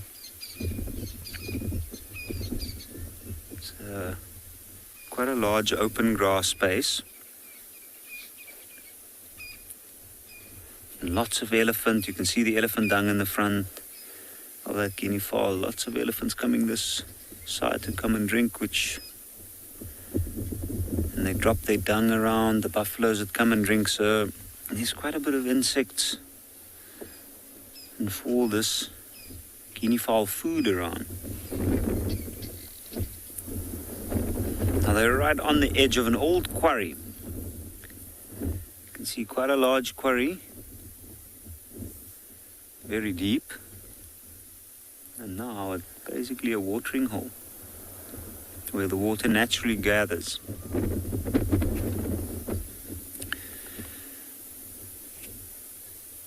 But no large animal in sight at this point. You can see the remains of a hippo. Safari kitty, they are indeed looking for bugs. I think they might go down to the water's edge to go look down there and also shelter a bit from this wind. You can see, look at the grass and the trees. It's been quite a windy morning out here on Ngala. There's the lower jaw of a hippopotamus. I don't actually know where the top half of the skull is. You can see that guinea fowl is frantically calling for the rest to wait up.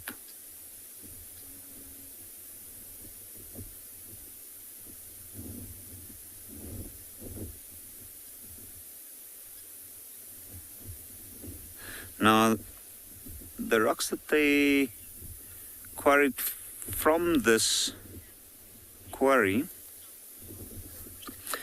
Dr. Octavan, a question of, do they always have blue necks? The helmeted guinea fowl, yes, they always have blue necks. It as the way they look, and it's also to attract mates. You can see there's 2 Egyptian geese on the water as well. And down there it looks quite tranquil.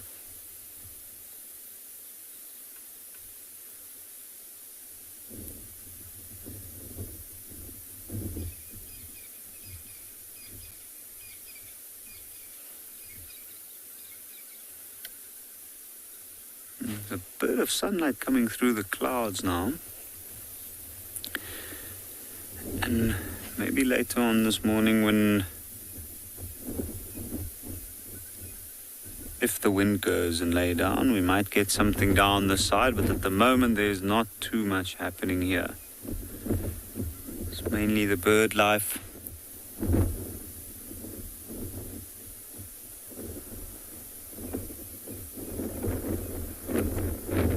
Not even any hippos left in this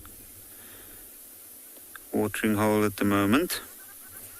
What I wanted to say earlier on is that they use the rocks from these quarries back in the day to build the roads nearby and make this area a little bit more accessible for tourists coming in. I think we might sit here for a little while, see if anything changes.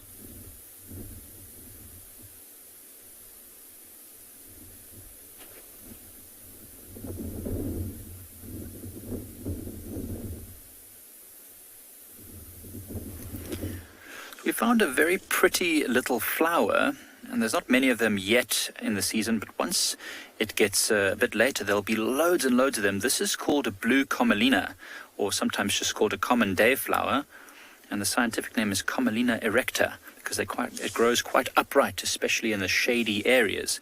And now this is a very interesting little flower. I don't know if you've seen it before, but it's actually got 3 petals, 2 very large blue petals, and then a very small blue petal just underneath. Which is quite typical of these types of flowers. And, you know, they're very, very useful. I don't know if you can see, I can't get closer to it, and I can't get off the vehicle because our audio might cut out, and I want to show you this because it's very cool. So if I see more of them, I will actually show you this, but I don't want to pick this because it's the only one I've seen, and if I pluck this flower, it's not going to produce and be pollinated, so I'm going to leave it right there. But there's a little green just underneath the flowers there. I don't know if you can see it. There's this little furry green pouch. Now, very interestingly, dew and water collects in that little pouch there. So if you give it a bit of a squeeze underneath the flower, a few drops of water will actually fall out of that, which is clean and beautiful and fresh water. It's got a slightly, sort of grassy or green taste, if you can put it that way. But it's perfectly drinkable, and when these flowers grow in abundance in these shady areas, it can be quite late in the summer, not much water around, and you can find, a few drops from each of these flowers. It might just be enough to sustain you if you're in sort of a survival situation. Not only that, but I've heard that, it's not that I've heard it, I know that it's because it's clean water, it can also be used to flush out your eyes, should you have something in your eye and you're trying to get it out. I don't know how useful it'll be if you can't see because there's something in your eye and you're trying to scrabble around looking for these flowers. But anyway, the blue commelina is a very, very cool plant. It grows all over the world, from the Americas to Asia, also in southern Africa as well. Rabbit, it is a pretty flower. It's a gorgeous little flower. I think it's very, very much one of the most common flowers we find in this area at this time of year. And once they grow in abundance, they're great. But there's also yellow ones. I can't remember the scientific name, but there's yellow ones. And there's some that are almost white in color. I don't know if that's maybe what color they turn later in the season or if they're pollinated, but they're really, really cool, useful plants. Now, they grow in shady areas. That's what they like most. And the water that collects in this pouch can persist for days and days after rain, or, days after, a nice cool morning when there's lots of dew. So it's really, really useful. 1 or 2 drops doesn't seem like much, but if you find a little grove of hundreds of these flowers, then that's 1 or 2 drops multiplied by 100, and you can really keep yourself alive. In fact, I don't know, I can't see this. Some purple flowers underneath the bushes there, but they're not blue commelinas. But I think, we're going to see a lot more of these. DG, you asked a question. I didn't quite catch it, though. If you can maybe repeat that question there, Gwen.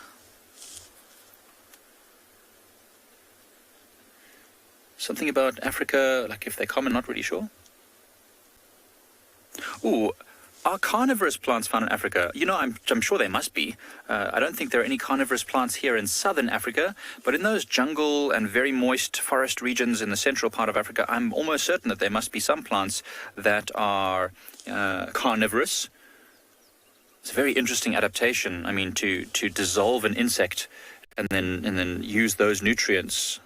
That's a really crazy, cool adaptation. You know, you've got to do what you got to do in certain situations. There are many plants collect water and things, and that's lots of animals use that water inside the plants. Some of those animals then die inside the water, and the nutrients then becomes absorbed by the plants. But I don't know if that you can call that carnivorous or not. Anyway, I'll have to look that up. That's a very interesting question.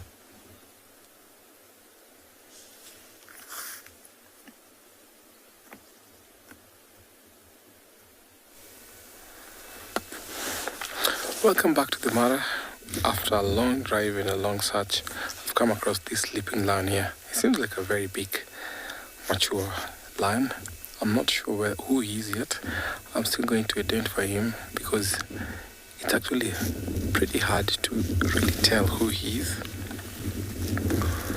He's found a very good strategic point. Oh, he's turning around.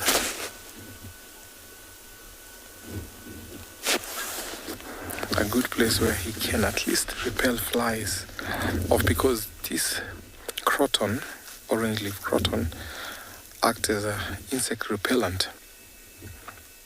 It's a little bit cold, so he's actually in between these two bushes and the termite mound, where it's a good place. The actual thing that made me see this lion is a topi. So I keep on stopping and scanning. So when I was scanning, I came across a topi who was actually staring at that bush. And that's how I found this guy.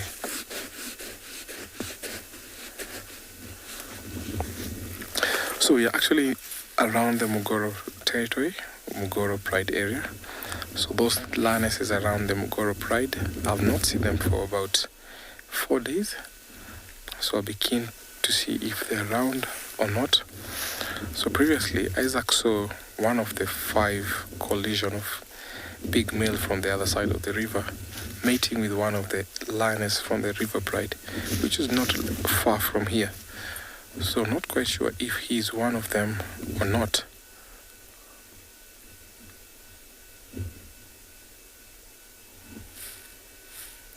It's been very quiet the last 2 days because of how cold it is. Sometimes it gets too cold and we never see lions for even up to 3 days. But you're quite lucky to have found the young male this morning and came across this guy who's sleeping. He doesn't look like he fed in a little while, but he looks fit.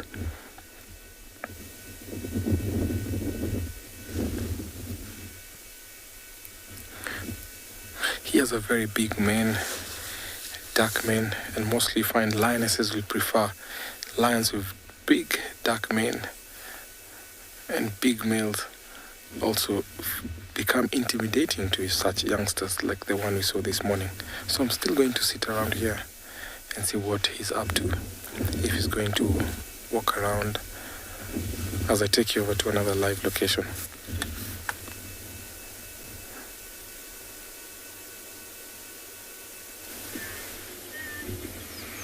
You're back here with us at Ambion Pinda, where Gert and I have managed to find a big herd of buffalo, busy feeding through the lush green grass of the open plains.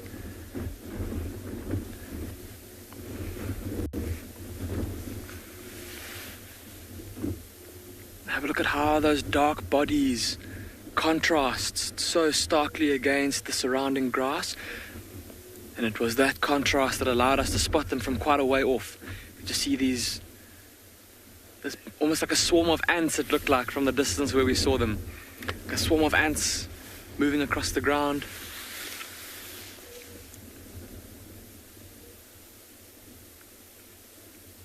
Have a look at how they're all facing in different directions. So they found a particularly good patch of grass here.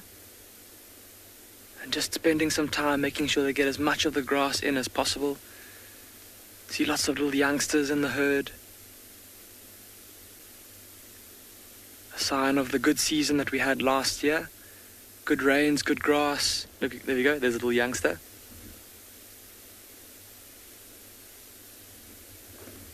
Both of those youngsters probably born earlier this year. Oh, look at the back. There's one that's busy scratching itself. There you go, yeah.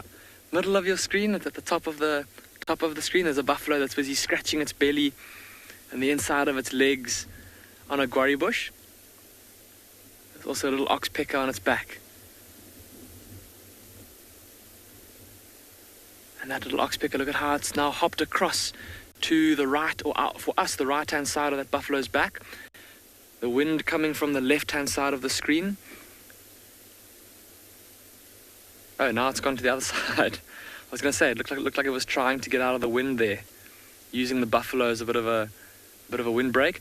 But I think it's because that buffalo is so busy scratching itself on that bush, the oxpecker was in danger of getting swatted by some guarri leaves. A bit like being on the outside of your car when you take it to the car wash. See how this buffalo, how its horns are a little bit more developed? It's already starting to grow that boss, that bony kind of bump on the top of its head, top of its skull. So a little bit of an older calf. Then the other little ones that we've been seeing.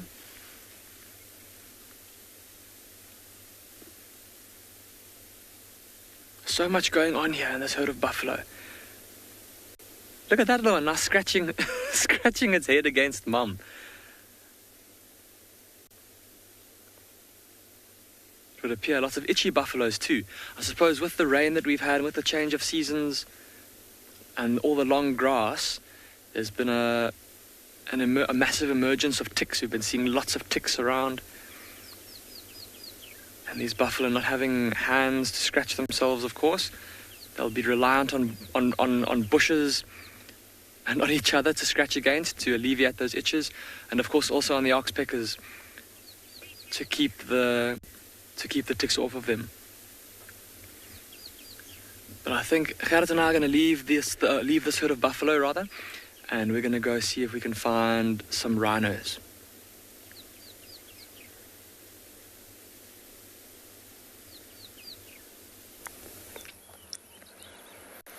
Welcome back to Zoom, everybody, and hello, Tswalu, on my last drive, you beautiful leopard, you.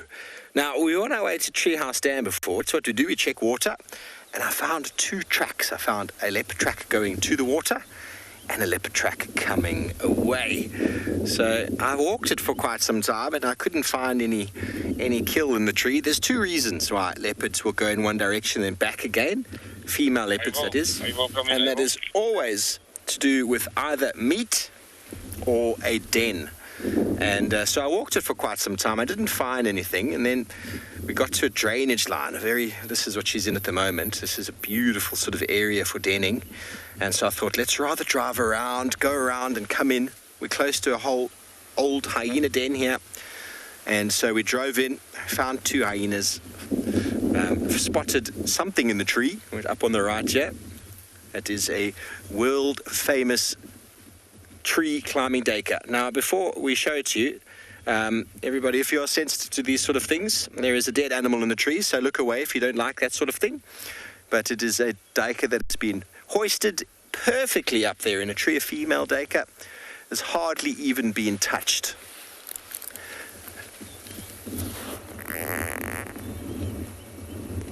It is definitely dead, and how long it's been there for, it's uncertain, but her tracks were very, very fresh. She went this morning to go and drink and came back again. So I'm very excited to have found the Duchess of the West, Tswalu, and I was secretly hoping that when we drove into this drainage line, we'd find her maybe with a cub or two. It's been a long night for her, you can see. She's a little bit sleepy.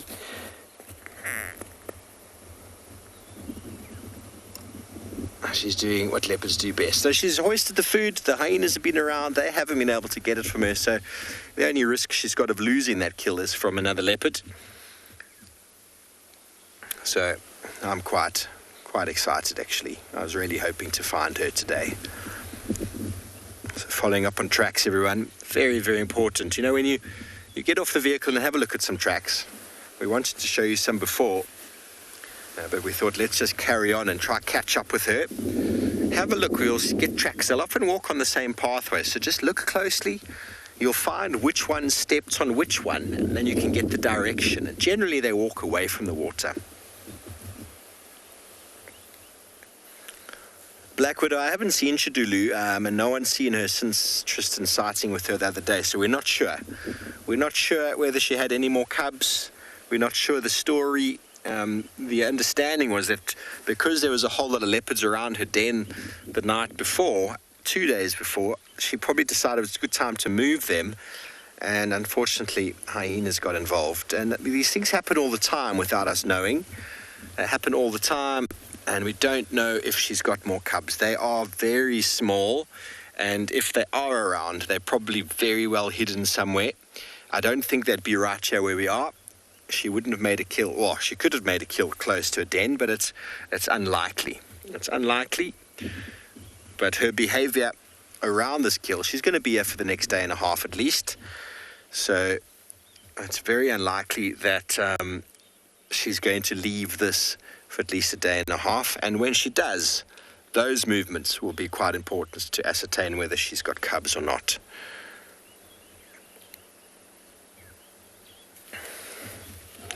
But don't you worry, everybody, we are not going anywhere. We're going to stay right here with the Duchess.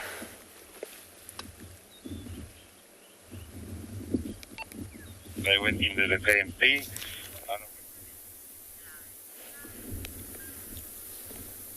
So we've moved away from the watering hole and we've come across another bird, a very interesting one, a black-chested snake eagle. First I had a quick glance to make sure what it was, because it's quite far off and it's been playing along really well with just hovering like that. Have a look at that. You can see when the feet's dangling like that. You can see it's trying to stall itself. So what it does when it does that is it looks down onto the ground far below where it's looking for things to hunt. Ooh, that is epic. It's actually descended. So it spotted something.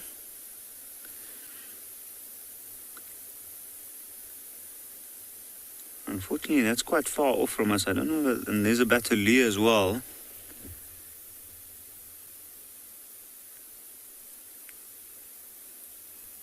And if it was successful, it might be tricky. We might not get another view then of it.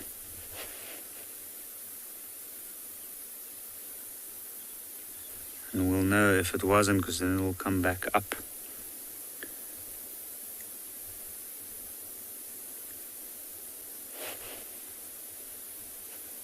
Let's see what this batelier does. It's also been hovering around this area for quite a while.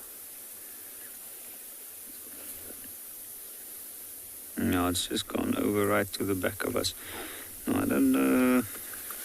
I think what we should do is move a little bit forward, see if we might get lucky and spot it from a distance. What they often do is, it might have seen a snake or something. There's a lot of clearings with large termite mounds in them, and it's starting to warm up a little bit now, which means that, and it's back up in the air. So unfortunately, I don't think it has been successful.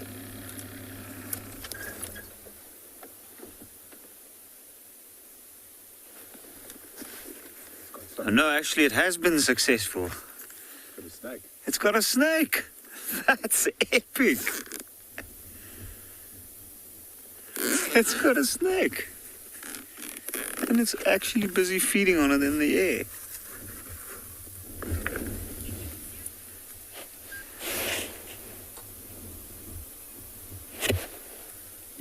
that was quick. It literally just gulped it up. Now, from this distance, it's impossible to say what snake it was.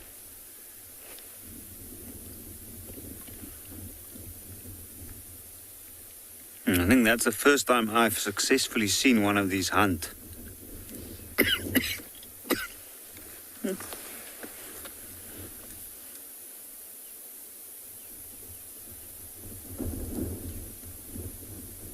What an amazing opportunity to actually see this. Just imagine how incredible that eyesight must be on a day like this where it's overcast, there's not a lot of reflection from the sun. And that bird spotted that snake from all the way up there.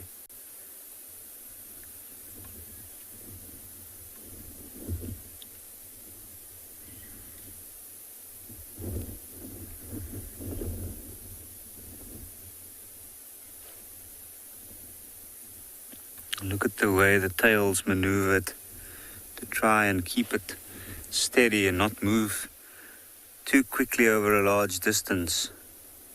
Carefully making sure that it's scanning every possible termite mound, every possible clearing.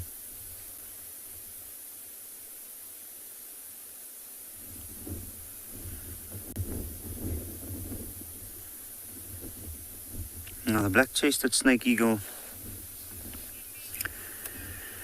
is an incredible eagle indeed.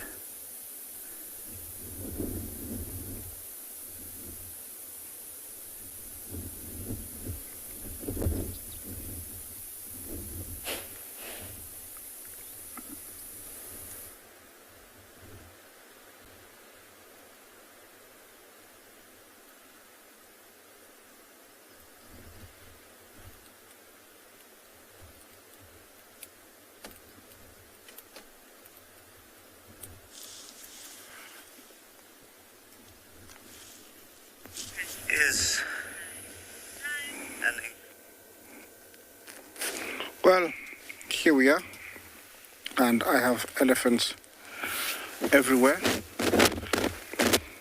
Everywhere. I mean, this area, there is elephants all around me, and there's a beautiful small herd that's coming towards us. I don't know if they're going to tolerate us, because I think that elephant earlier on wasn't in the mood, to be with us. But yeah, it looks like they're comfortable. They're coming down towards us. I'm loving this. Hope you do the same. Yes, elephants in the Mara have got very many young ones, and they can be up to around 12, 15. This morning, I think this is the biggest herd I've seen so far. About 30 have gone into the bushes. We won't share that, but these ones, it's a good 15. It's a mixture of different ones. That looks like the matriarch. Look at her, the size of the tusks, her body, her temples, her head, her character, the color. Tells me a lot about, her age. And here we have two happy ones that are sizing up one another. These are skills that they need to avoid conflict or to diffuse conflict in the years to come, because they have a memory that's compared to nobody else, and they will remember if one actually did beat the other one or got the other one, and so they will also avoid conflicts unless they think that they're big enough and they have accumulated enough weight, strength and size to intimidate one another. Then they will fight. The fight can be fatal when they decide to fight for mating rights, because when they have those tusks, and the tusks are about 4 feet, 5 feet thick, they try to go each other or stab each other using their tusk. And I've seen that one that went right in between the skull and actually Oh, what are you doing?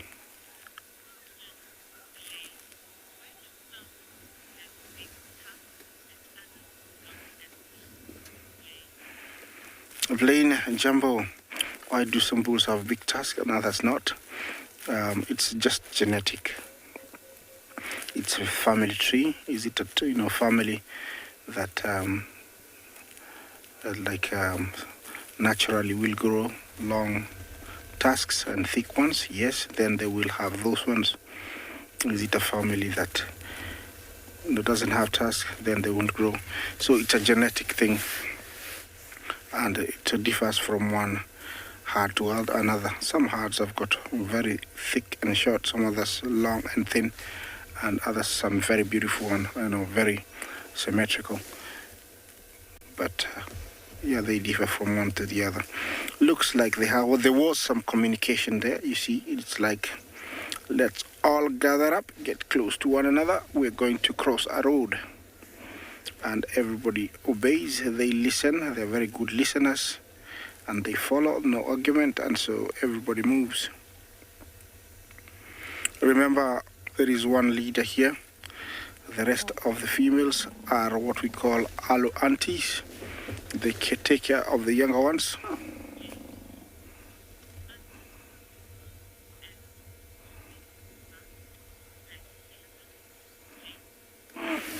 Jake, Jumbo, what other animals go into mast like elephants?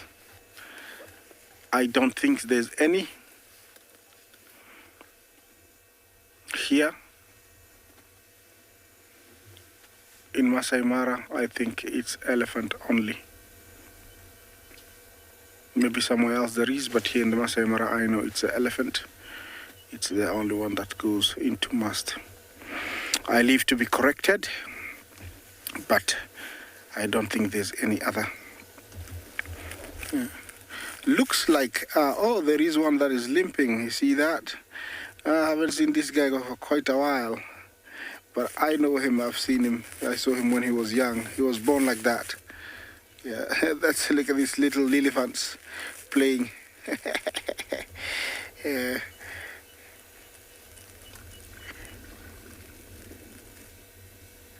You can tell that the mast glands in females, yeah, you see that he's limping. He's got a shorter leg than the other. I don't know what happened to the knee. It never falls, but he's still very playful. Yeah. Look at that. It's beautiful. This is so nice.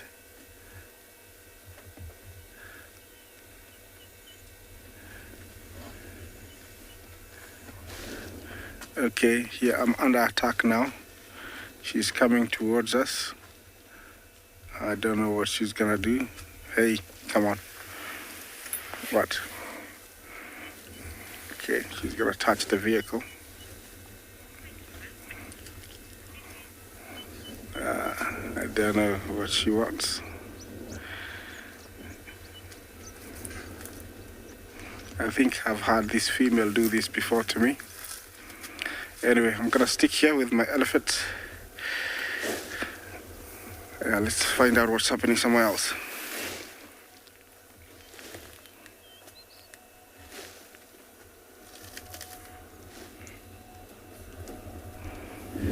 Gerrit and I have managed to find 2 white rhinos for you, lying down in the long grass. Look at that.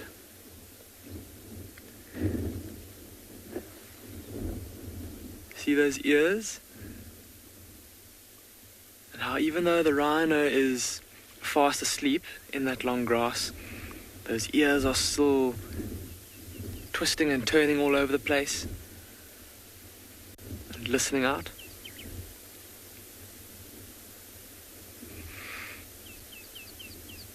We spoke about the wind with the black-winged kite earlier, with the buffalo, and now with these rhinos as well. Look at how the grass is moving all around them. It's almost like the rhinos are hunkered down there in that glade of grass, trying to get out the wind a little bit.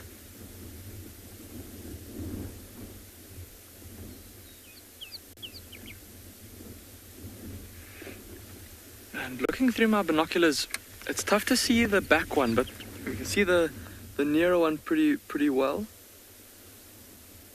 But the second one at the back looks like it's lying facing the same direction as the first. And with the wind coming from the left-hand side of the screen, see how the grass is kind of bending a bit to the right. It's almost as if these rhinos have positioned themselves in such a way, knowing that they're going to be able to smell anything coming from the left-hand side because of the wind. They've positioned themselves to be facing towards the right, to have their ears facing in that direction and their eyes facing in that direction,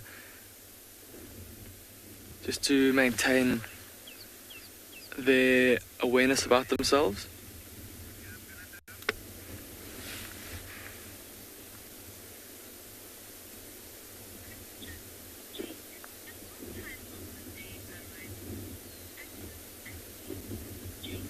Jake, you're asking what time of the day rhinos are most active.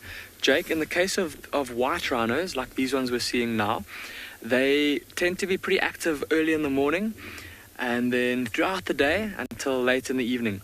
They'll, often on a very hot day, take a bit of time to go and lie still in some water or roll around in some mud to keep cool. And they'll also take some time in the evening to go and drink water. They'll often spend quite a bit of the night time resting, sleeping. But typically any of the cooler times of the day, Jake, is when they'll be most active. On a day like today where it's so windy and so cold, we could expect them to get up and move around at any time. But I think for now, just because of how chilly this wind is, they're just taking a bit of time out to rather lie down and rest and try and get out of that wind a bit. I've mentioned earlier how green the grass is, especially with those buffalo, and we said how they were feeding on that lush green grass.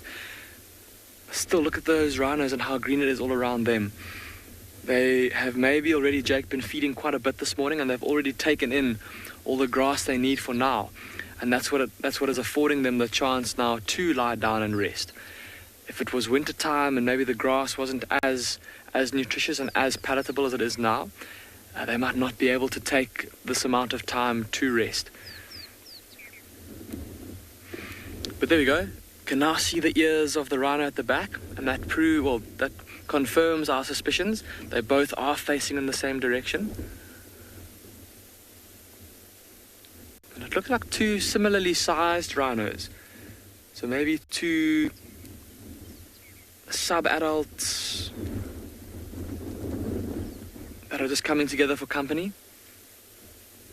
Could be two females, could be two bulls that are not yet territorial. Quite gregarious species, of course. We've seen a couple of times in the last weeks, lots of rhinos together. And with the lovely green grass now in these plains, it's been that we often get to see lots of different herbivores, sometimes of the same species, sometimes of different species, all together. Well, we managed to find some rhinos, but I don't think they're going to be getting up anytime soon to move around just because of how chilly this wind is. I think they're going to probably stay there and rest for a bit. And so Gerrit and I are going to leave the rhinos. Maybe go see if we can try and get another look at those two male lions that we saw earlier.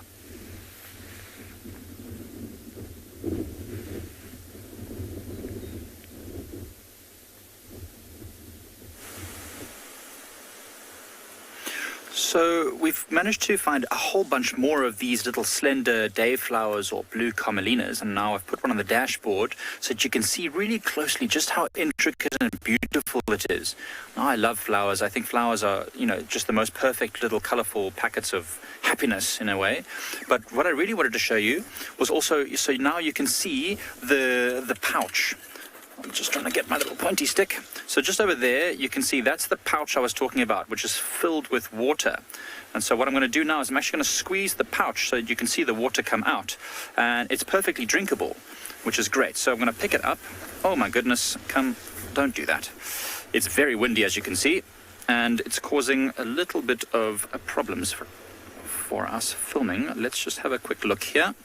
Oh, I was too aggressive with I just picked it up and a drop fell out. I don't know if you can see the drop just down there. See the drop that's fallen on the dashboard there? So that's fallen out of the flour already, but I'm going to squeeze another one onto the back of my hand so that you can actually see it. Look at that. This one actually has 1, 2, 3, 4 drops. 5 make it, and then I can drink it. Delicious. Bottoms up, everyone. Perfectly sweet and clean water. It's gorgeous. So now you can imagine that was only 5 drops from one of these little pouches, and I picked 2 there, but where I picked this flower from, there were probably about 30 of them growing in a little patch, and there were lots more plants there that weren't flowering yet. So you can just imagine, 30 of them producing 5 drops each. It starts to become quite significant. Now I'm going to put the flower back here so you can have a look at it closely again. I'm going to tell you a little story about it. So now, I've always been told this, I've never known, so I did a search. So, the Commelina is named by Carl Linnaeus, who was known by many as like the grandfather of classification, taxonomy, the system that we use to classify all living things into a hierarchical structure. So now, he named this particular flower after a family called the Commelina family, and now 2 of the Commelina family became, fairly well-known and influential botanists, and 1 other member of the Commelina family never really achieved much in the botany sort of world. So that's why it was a bit of a joke that Carl Linnaeus came up with to name this flower, which has 2 showy, beautiful petals to show the 2 brothers or the 2 members of the family that became famous for botany, and then 1 sort of very reduced, because he never really became famous in any way. So that reduced one is just behind there. You can hardly even see it. It's just this tiny little kind of a waste of a petal. But that's really cool. I'm glad I was able to show you that. So you can see the water just over there sitting. So that's really, really useful. And the fact that I told you the wind is quite strong. It actually even blew away. Luckily, I've got a second one.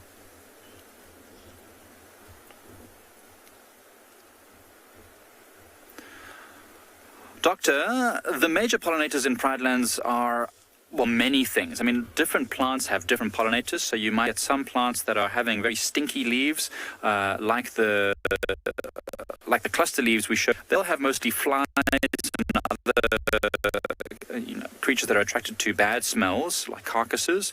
And then there are obviously the nice daytime flowers like these, which will probably have things like butterflies attracted and bees.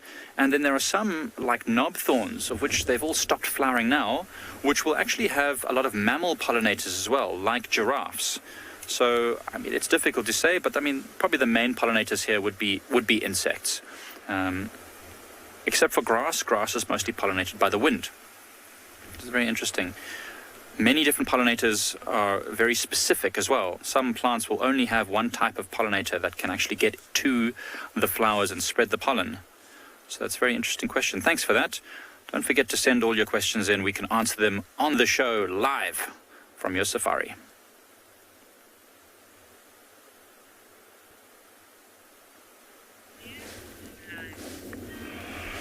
Well, I'm still here with my huge herd of Ellie, and there is lots of fun going on in between here. They're just everywhere, and it's so beautiful to see this.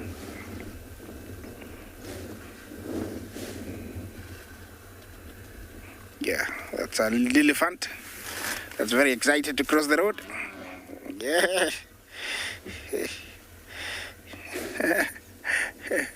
What's that? Sorry. But, they're so excited that they just step on that bare ground and cross the road. It's so exciting for them. But it's easy. Over here, I have a good 50 plus.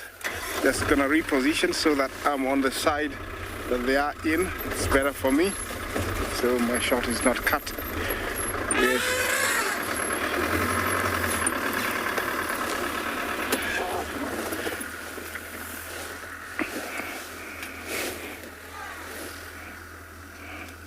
There we are.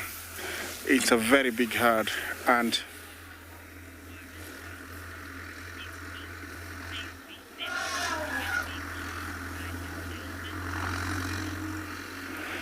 Warren, Jumbo, Do I worry about safety? Could you rephrase the question, please?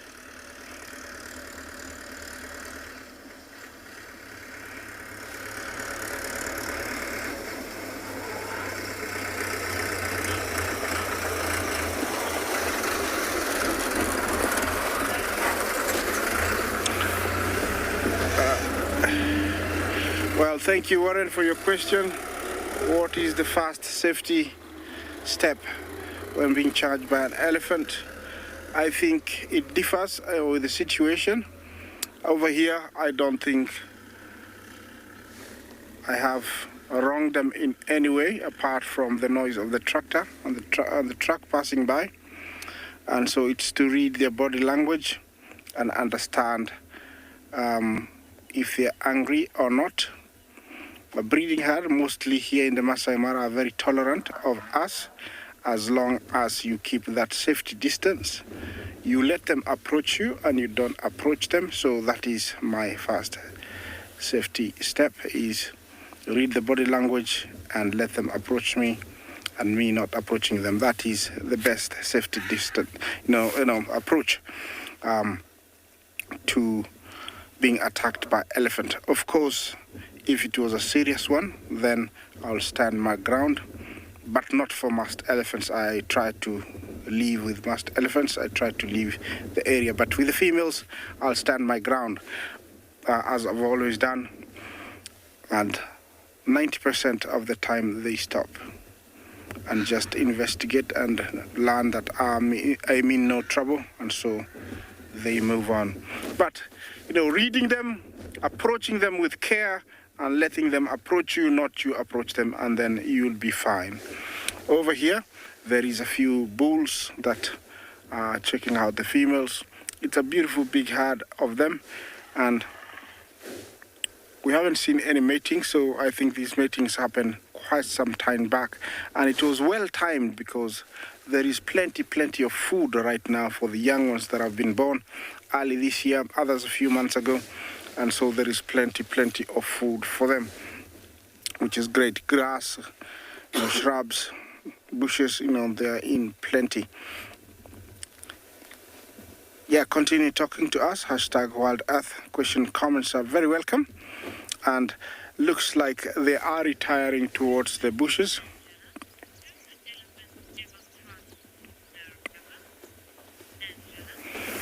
Angela, Jumbo, do the elephants ever cross the river?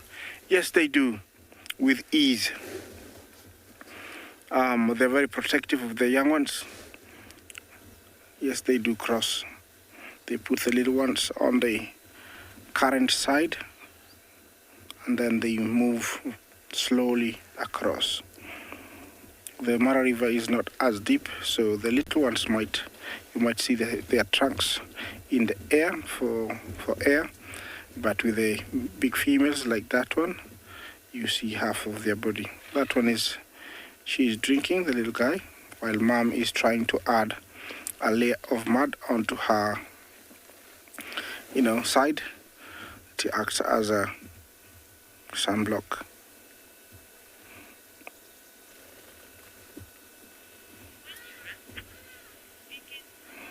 It looks like this is the longest I think I've seen a young one drink. I think she's got lots of milk. There we go. Okay, enjoy that while we take you to the next, location.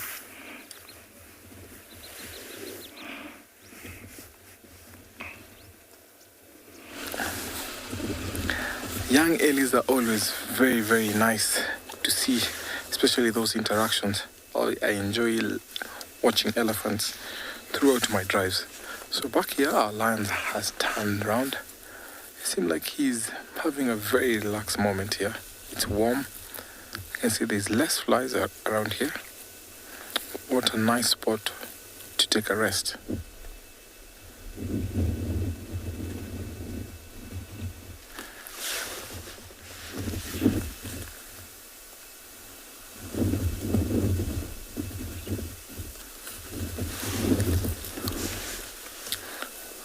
So lions can spend up to even 12 to 18 hours a day sleeping. And I tell you, this lion can even spend the entire day sleeping here, only to come out in the evening after it gets cool. Today seems like it's overcast, so we're not expecting sun anytime soon. So it's very nice for this lion to sleep around here. Sometimes when there's no cloud cover, when it's so super clear and then the temperatures rise, it will force the lions to be under the bushes, and preferably they like this croton or the yellow orange-leaved croton, which acts as a very nice repellent for insects. Also, this tree comes very handy when it comes to treatment in humans. Infusion of the leaves mixed with the bark after it has been boiled. It's a very good remedy for ailments like stomach, diarrhea. It's very, very nice.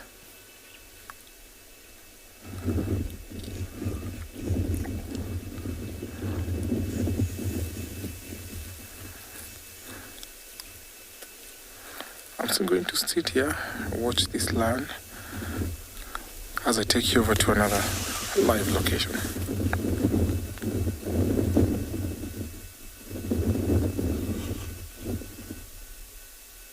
Hello everybody, welcome back to the Volvo on a Shadulu. So we've had to move out of the Shadulu sighting due to vehicle pressure, but we're hoping to go back shortly. So I just thought, considering it's my last drive, we just get out on top of a termite mound like this and just reflect on the year that's gone by and just spend a moment and just look out over the landscape, have a look at the greenness that is overwhelming this part of the world at the moment with the summer. Breathe it all in, and what a year it has been. How many magical moments have we had? It's been a fantastic, fantastic time. I know it's been a very strange year for everybody. A very strange year for everybody, I'm sure of that, but it's been wonderful to be able to bring you wild images and wild animals and plants and the like from the African wild. I have thoroughly enjoyed it, and reflecting moments, time well spent at sunset, sunrise, just taking a deep breath, stopping and pausing, smelling the flowers and reflecting on one's day, on one's week, on one's year.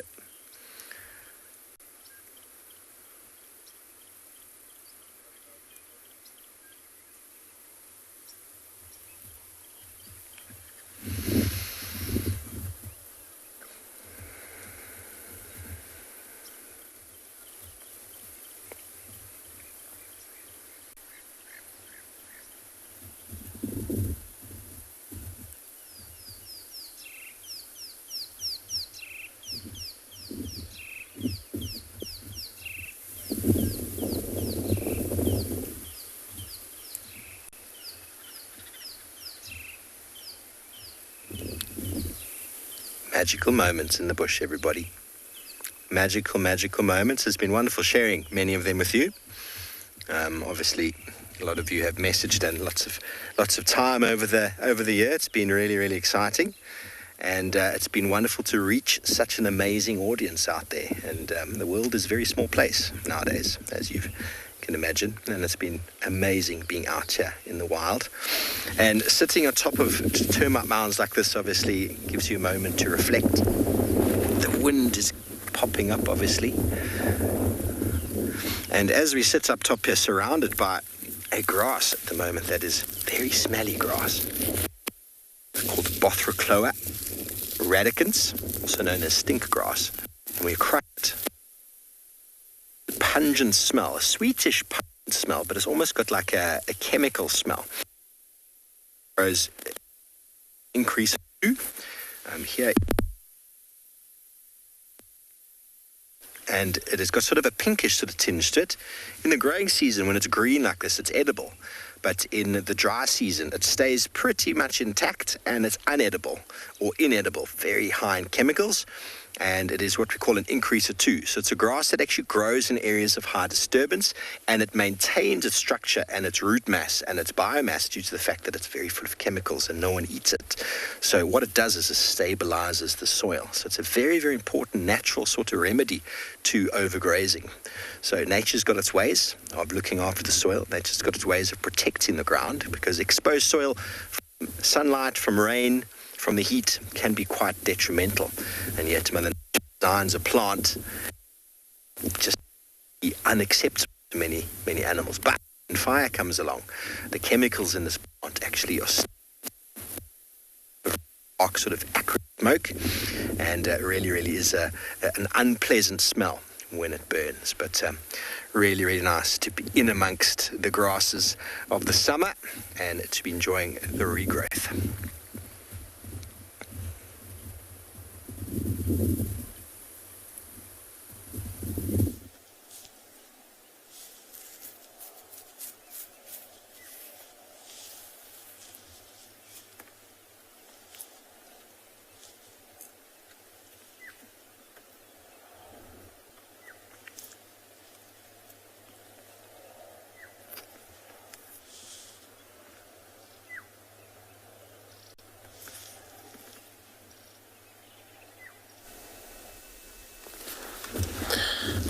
The lion that is still sleeping has not even moved a single bit.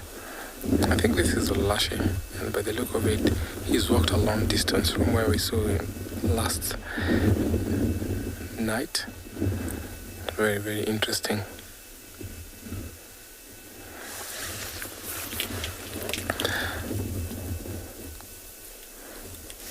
We've seen lots of lions coming here in the Mara Triangle, and I think it's going to be really, really tough for the lion members that are here, the lion prides that are around here with the little cubs. I hope they'll be able to stay safe away from these male intruders. But at the moment, it seems like most of them are actually hidden.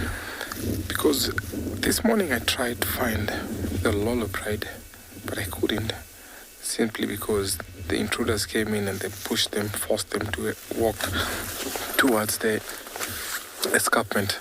So at least at that place they'll stay there for a little while before they're back to their normal core areas of their pride. So because it's very chilly and cold, we haven't seen lion activity from either last morning, yesterday morning and today.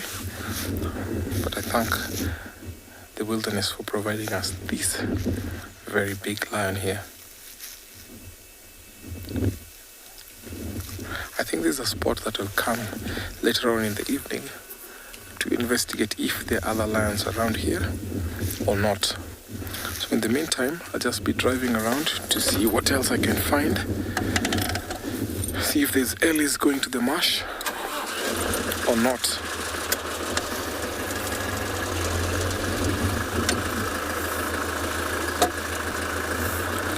I think maybe because it's still a little bit cold, I might stick around with this Ellie, or rather this elephant and lion. I can see an elephant all the way over in the distance, so I was thinking maybe to go ahead there, but let me stick around with this lion here.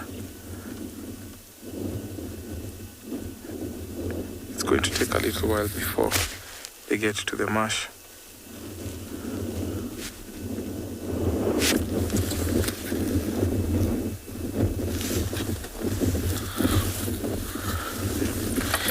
Jake, thank you so much for your question. The purpose of a mane is very, very important, because the size of the mane really helps these lions, especially when they're fighting, because these lions will always fight over territory. They sometimes oust out other male lions from other territories. So when they fight, they have the claws which are retractile. So when they're fighting off those blows that they give on each other's face, so the mane helps to cushion and make that blow softer. And also it becomes an intimidating factor for other male lions that will come and get to face them.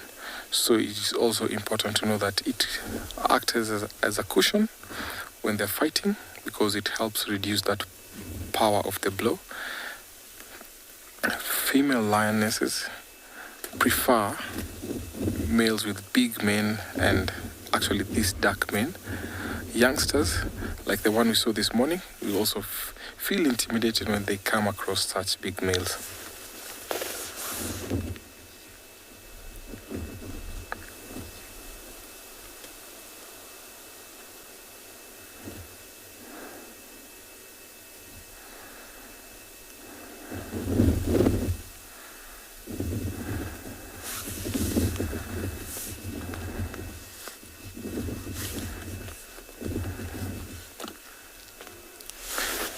Mikey, thank you so much for your question. A good question from a 12-year-old. So lions in a day can walk about, I say, 5 kilometers or sometimes even 6 kilometers. Depending on the pride area, so this lion can actually, let's say for example, it's his territory here. Sometimes the territories can be about 30 kilometers square. So in a day they can even cover half of it, and sometime at night they can even cover the entire radius. So they can cover from 10 to 15 kilometers sometime, or more often they cover about 2 to 5 kilometers.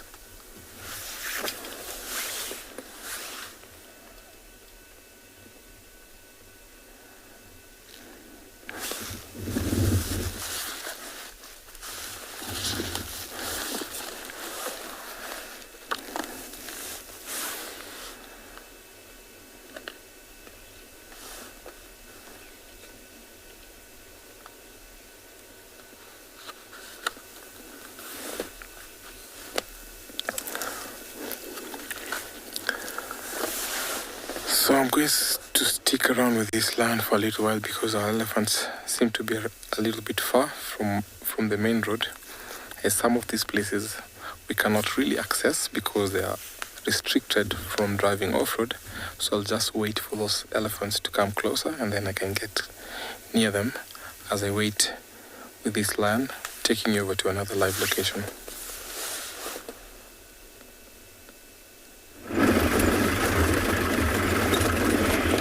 I've left my elephants because they sort of moved towards the bushes and there's nothing I could do but leave them.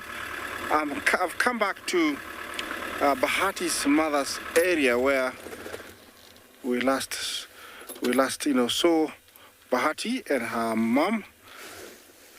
This is the area they went into the bushes, and since then we haven't seen them. Over here I have a jackal that is very busy. I don't know if it's got something. No, it doesn't have anything, but looks like it's on a hunt. This is the silverback or the blackback jackal. It is associated with many things, and one of them, it is the biggest spreader of canine diseases like rabies. It spreads them a lot because they move a lot and they go to villages and they take it from the dogs and bring it to the animals over here. Also associated with presence of predators with kills. They can also be very, very vocal, and they pair for life, and they are not scavengers as people have always thought that they are. These guys are very efficient hunters, and especially when they are pushed to the wall, they will gang up and go for Thompson's gazelle, impalas, foals. I have seen about 5 of them run down a Thompson gazelle. They ate it alive, and that's how efficient they can be when they are forced to. Yeah, normally they pair for life. They are predators, meat eaters. So when they decide to get something, they will go for it. Thank you, Jaco, for coming and going. So Bahati was seen last here, and she went into the bushes. I haven't seen her since then. seen him since then. I don't know if they have made a reunion with the rest of the pride or not. I still have to, find out about that. But remember that, when lions are young, at the age of about 2, it is possible that one of the other females will have given birth, and at 2 months is when they make a reunion, and so they can actually have more cousins or more, cousins to play with. And I'm hoping that this is the case because they've been hiding. Maybe they are strengthening their bonds, and sooner or later they will come out. I think the best thing for me to do is to start my search, and while I do that, let me take you to one of my other colleagues.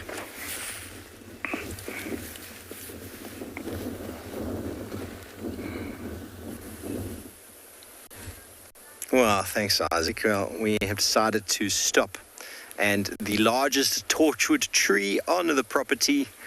I was asked earlier this morning if I was going to hug a tree today, and well, here we go. I've decided this is the tree to hug. Those of you who've never hugged a tree before, you are missing out. You're missing out. Give yourselves an attempt one day. Just go, if you're a little bit of a gentle hugger, just like pretend to like hug it, but give a tree a proper little hug. Get your arms right in there and just feel it. Feel how it's grounded to the earth, how the roots go deep into the earth, and how the tree itself is just standing tall and majestic over the landscape, and it's been watching for however long this tree has been here, for a very, very long time. Can you imagine the things it's seen, the stories it can tell? It's immovable, and yet it sways with the wind. Unbelievable. I just love these things. This is the biggest torchwood I know of in Djuma. A magnificent specimen. Those of you who know Brent, he actually fell out of this tree. We were doing a segment a while ago. So up we go. I'm not going to be climbing it because I don't want to fall out. Really not in the mood for any. And do yourselves a favor. Check out a tree every now and again and just feel it. Feel it. So torchwoods are quite easily identified by, when you go down the bottom here, you'll see how it gets quite fluted at the bottom. Almost think like an organ. Organ gets these buttresses at the bottom. Jackalberry is a very similar sort of design, except jackalberry's bark is very dark. It almost looks like there's been a fire set on a jackalberry's bark. It's very dark, very black, almost like charcoal, whereas the torchwood has got this very grey-like appearance. And they do get very, very, very big, and obviously they got thorns, green thorns. Oh, Matthew, my best moment this year. Wow, I'm going to have to really think about that one. Seeing Tanya's cub the other day was very, very special. I'm going to have to reassess all that, Matthew. I'm actually not sure. It's been an incredible year. Things have happened that I'm now starting to sort of wind my mind and go like, yo, so many things have gone on. But for me to tell you exactly which is my favorite would take me a few moments of thought. I spent a lot of time with Shadulu. Finding her now and tracking her is a highlight of me for the month, because I've found a few leopards already this month, but to physically find one by walking on foot and to track it and to check the tracks and then to find her on a kill, that gets me very excited. Sorry, I think I might be able to go back into the sighting soon. Okay, so hopefully we'll be back with Shadulu when you come back to us, and I'll think quite hard about my favorite sighting of the year.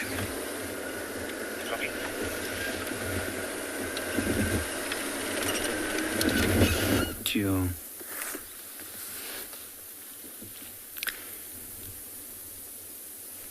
And we were lucky enough to find these two sleeping lions. Or at least the one seems to be sleeping, and then this one, who knows what he's doing? He might just be waiting.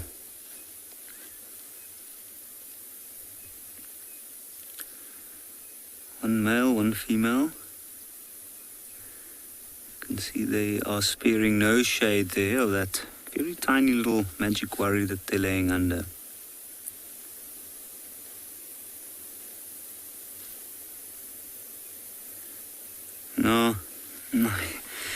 quite interesting, but there is, due to the nature of some animals, they do tend to develop certain skills, if you can call it that in a way. And in the lion's case, I think one of those skills is to utilize shade extremely effectively. I know that they found them maybe about an hour and a half ago, and we had to make our way over to this part of the reserve to come and have a look, but they were flat down like this the whole time. And the reason for that is because of this steady breeze going this morning. You can see there's not too much happening at the moment. Yeah, Female's been laying down, and because of that, the male's also laying down. Now the female, this is a female that's got two very young youngsters. Where they are, we're not sure. You can see only the ears flicking because of flies, or maybe one of these stalks of grass tickling it in the wind. And the male, he's been moving around on his own in a different part of the reserve, so he was lucky enough to catch up to her during the night sometime and decided to stick around. And he's quite a protective male. If you have a look, notice his eyes opening every now and again, just having a glance in her direction.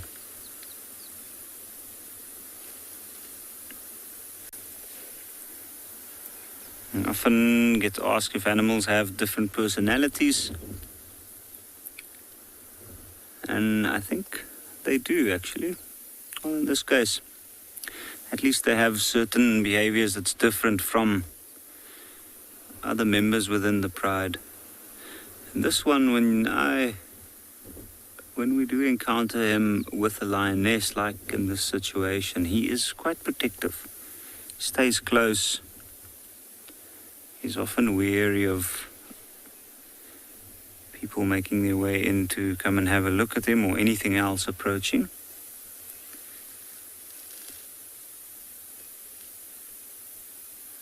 And as you can see, even though he looks like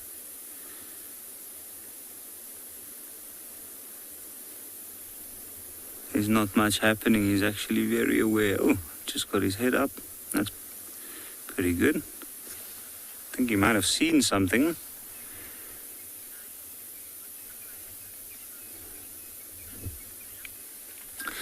Black Widow. These lions are from one of the prides that we see regularly within this particular part. We call them the Birmingham Pride. We only name them that for our own administrative reasons, to communicate over the radio, etc. They don't really have individual names. I know that this male, he has a brother, and they are from a different area originally.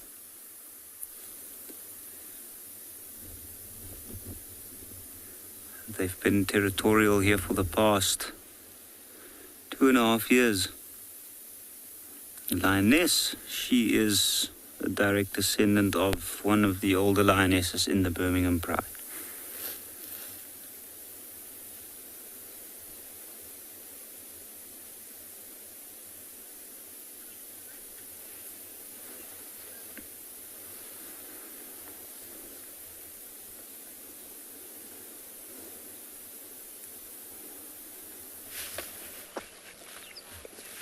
Hello everybody. Well, Shadulu likes to hug trees as well, but she normally hugs them with a dacre or impala kill. Here she is, up the tree in the wind, a good 23, 24 meters up, balancing beautifully there as she slowly starts to feed on her kill. Now, one of our major objectives is to try and get a good look at her belly, to see if she's showing any suckle marks, but she's not really showing us much in the way of her tummy. There is a hyena waiting on the ground because that one leg of that duiker on the left-hand side there is about to fall. It's attached by a bit of sinew, and the hyena will gladly take it. So if this isn't your kind of thing, everybody, just bear in mind it's a circle of life. This duiker gave its life for the sustenance of this female leopard. There are plenty of duiker around. We seem to find so many of them. You might hear other vehicles in the sighting. We are not alone.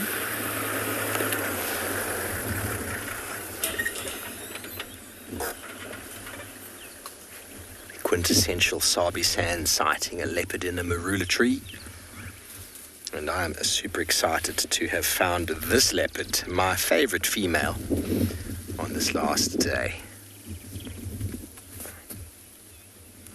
Hello, Theo Bone. You want to know why vultures don't go after carcasses in the tree? Well, they do if they can find them, but it's very hard to see that from the ground. I mean, from the sky. It's difficult enough from the ground to see the kills sometimes. And the vultures don't really have any way of getting into that tree if they did spot it. Their wingspan's quite big. They're not able to move around a tree like an African harrier hawk would, or perhaps a smaller raptor. And they can't get into the branches. So if the killer's on the floor, most certainly they would make a plan. But I've never found a leopard kill through vultures. Never. They don't tend to find the leopard's kills. It's probably one of the other advantages of hoisting. Not only do you keep it away from ground predators and scavengers, also from the aerial ones who can't see it. Obviously, sometimes leopards don't hoist, but they just drag it under a bush, and then also those aren't seen. It's all about eyesight.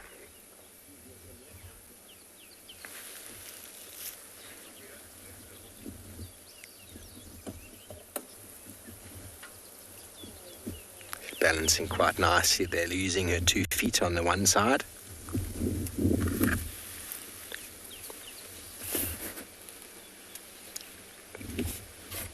Hello, Christine. Leopards generally, male and female, can eat anywhere between 10 and 20 kilograms in one sitting. Obviously, 20 being the high end. Probably a male could eat that. But, for example, that nyala, or bushbuck, that Tristan had with Tingane yesterday, it didn't last very long. She's moving it. She wants to perch it a little bit better. So anywhere from between 20 and 40 pounds, obviously, if they've got a kill like this, that they can eat on it at leisure. There's no need to rush the feeding. Lions can feed on up to 40, 50 kilograms in a sitting, but they want to just get it in as quickly as they possibly can.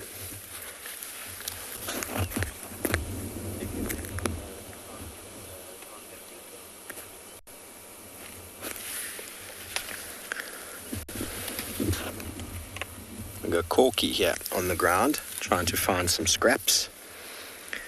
Corky, the old matriarch.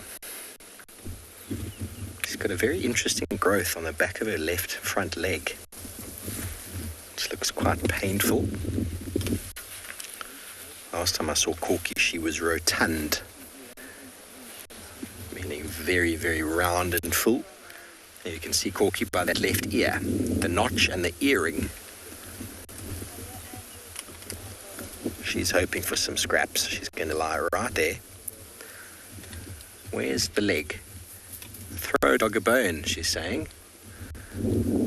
And if that carcass does drop, she will snatch it up. It happens often, everybody, especially with young, inexperienced leopards. Young, inexperienced leopards, or leopards with cubs. So as the animal loses its integrity with regards to its body structure, because you can hear she's crunching on bones, the flesh and the muscle and the tendons get damaged and broken, and eventually bits and pieces of the animal might fall. It's like if you've ever learned how to peel an orange in one peel, it takes a bit of practice, and experienced leopards can feed on a kill and move it around so that none of it falls, but invariably bits and pieces will eventually fall down. And that is what the hyenas have learnt the patience for. There we go, she's repositioned it one more time, a much better position now. But in the wind, it can get rather tricky, and if she does drop everybody, well, Corky will not allow her to have any of it back.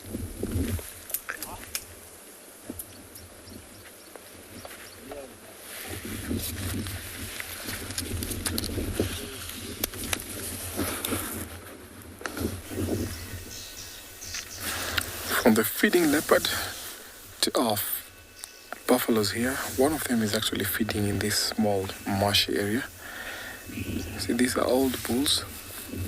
They always prefer coming to such places because the grass is much soft. I can hear baboons screaming.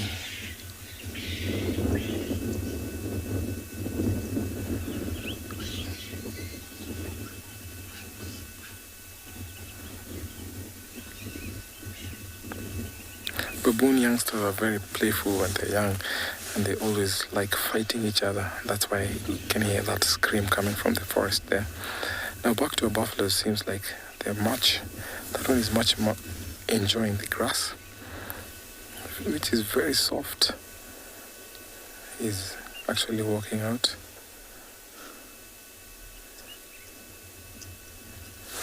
Even though they always prefer feeding on grass, sometimes you can see them feeding on the leaves of those trees that they walk through. Because these two have a small place to live. They always prefer where there's water and good grass. Grass that is soft and sweet, as opposed to the younger ones who prefer walking in the long grassy plains, which the grass is much harder. Because these two, their molars are actually worn out, so they cannot hardly eat very well the grass, the grass that is hard. So that's why it's always evident that you see them around the marshy area.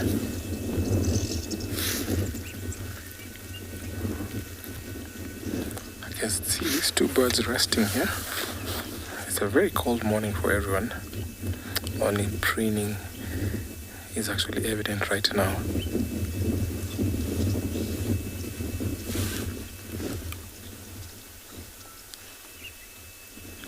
Black-headed heron, they're actually waiting for it to warm up because these pools offer them very good feeding opportunity, especially for the tadpoles, frogs, and even fish.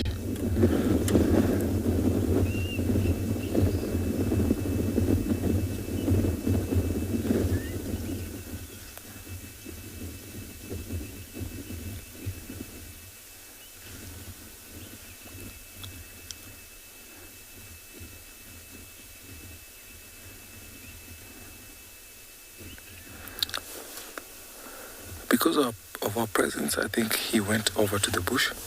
That is how they always watch for predators, and that is the reason why buffaloes are always dangerous, because when they see you, they tend to hide, and they always don't give a warning call. They always try to ambush whatever comes their way. So I'm going to send you over to another live location.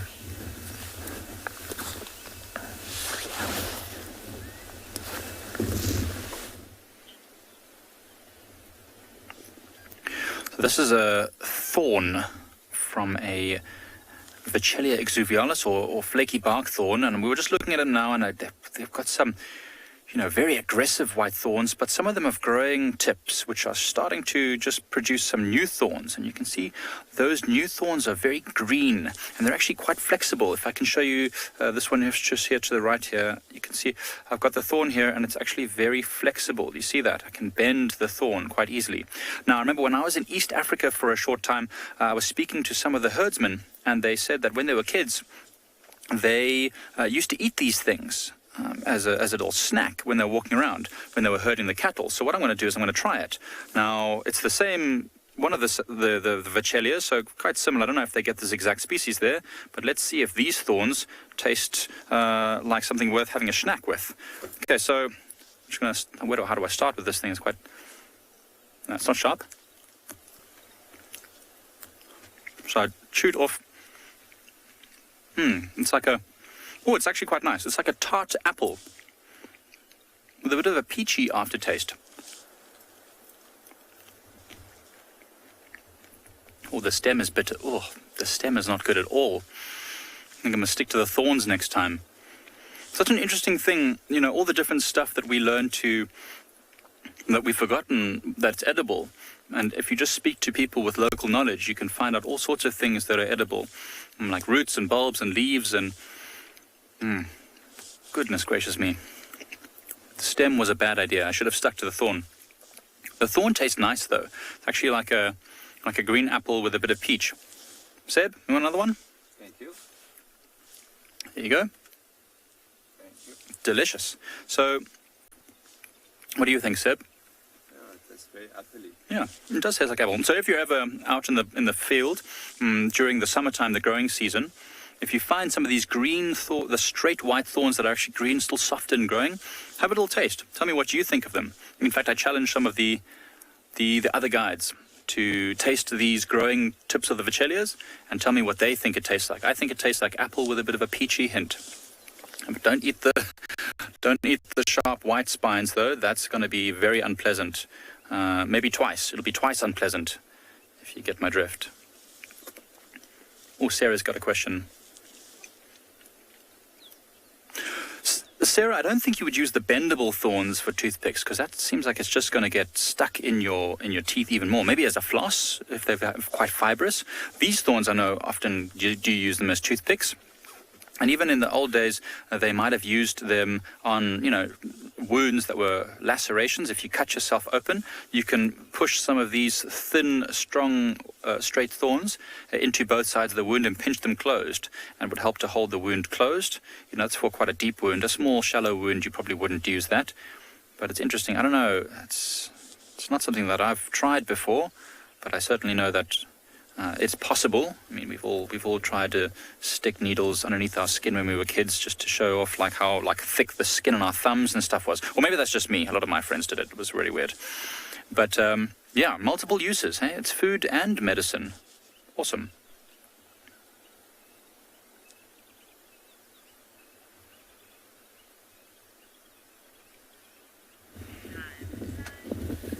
Well, back to the Mara from my colleagues in Southern Africa, and I have the tall one, Giraffe, and here is a beautiful male, or I would say a gorgeous male, and he's going rounds around the bushes and doing what he does best, browsing.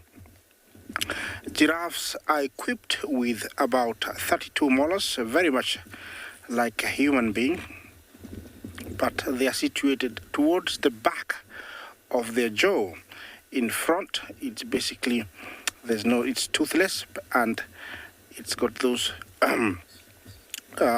prehensile lips, and also the tongue that it can pull out, that is as long as almost 18 inches, and it can be used as a hand to pull leaves and take them back to the 32 teeth that they use to grind leaves, even a little bit of twigs, to make them easy to swallow.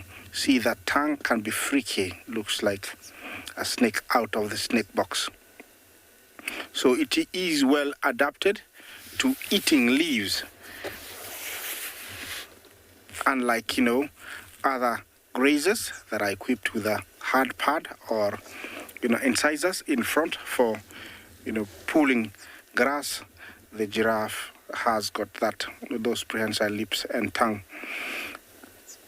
And he's very busy utilizing and using those tools to make sure that he gets enough food from one tree to the other.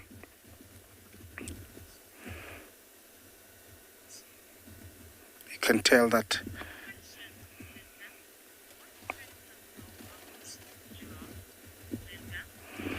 Linda, Jumbo, what predators go after giraffe? Well, the main one that's known is lion. Lions will even bring down a fully grown giraffe. Of course, there'll be more than 5 to 6. It's not easy, but they will go for giraffe. Leopards have been known to go for young giraffes, and hyenas can outmaneuver a mother with young and take the young ones. So those are the three that I know. And it is possible that wild dogs can do that also, because they work in coordination, and as a team it's easy for them to also outmaneuver the mother and get the young one. So those are the few that I know and have seen: lion, leopard and hyenas, and it is possible that wild dogs could do that also. And looks like the guy to the left here, he's had his fill for the morning, and now it's time to ruminate and enjoy the morning. Remember, it's still quite cool here in the Mara. The weatherman said it was going to be around 17, but I think it was lower than that.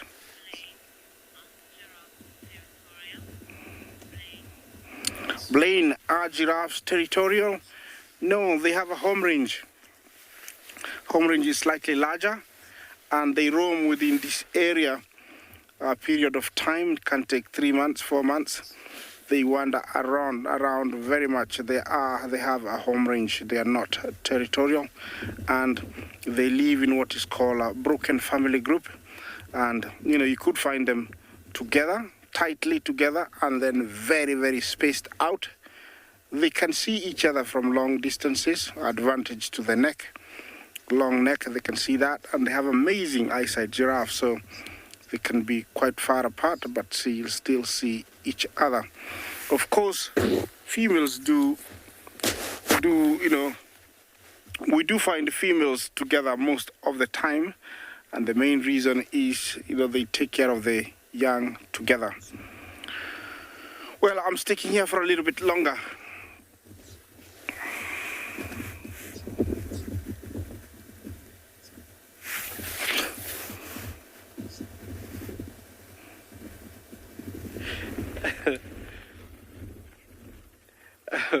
Welcome back to Tswalu Kalahari. We were busy waiting for the meerkats and literally got blown off of that side. The wind is whipping through the dune section, and we've decided that we're not going to wait there any longer. Get sandblasted, they weren't going to emerge, and so we decided we would just make our way, see what else we can find. Beautiful yellow-billed hornbill, a remarkable bird. It's very, very long beak. And this is one of two species that are prominently seen on Tswalu. It's the yellow-billed and then the grey hornbill, another very beautiful species. Sure, look at that. Sun illuminating very nicely, just finding gaps through the clouds. We even had a bit of thunder while waiting for the meerkats. We saw 1 or 2 bolts of lightning far to the northeastern section of us. Wow. Really beautiful flight. Let me just move up there. It's landed on the ground. It looks like it's feeding, David. Let me just move up for us here, folks. So insects and fruit is what this bird would be consuming, using that very long, very extended bill. And feeding is done in the trees or on the ground, just like this, in the gap there. There it moves. It actually got a very funny way of walking on the ground. They look very strange when moving on the ground. It should come out. But the remarkable thing about these birds is obviously where they nest. It totally mind shatters me to think about a bird that size and larger individuals within the family group like the ground hornbill nesting in natural tree cavities.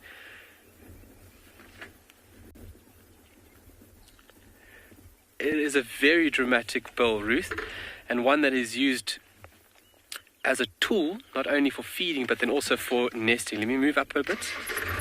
It's actually looking for food. It's busy feeding right now, which is fantastic. There he sits. Oh, I think he's playing a game with us, folks. Hide and seek. Oh, there's 2. There's another one just above that one, David. There we go. There's a pair. Got it. There we go. So the male will have a thicker bill than that of the female. So you can see in this over here, the male is one on the left and female on the right. Oh, he's got some food. Looks like a grasshopper or a beetle he might have. But how tricky, look how nimble that bird is moving, nimbly that bird is moving that prey item. Wants to swallow it head first. Oh, he dropped it.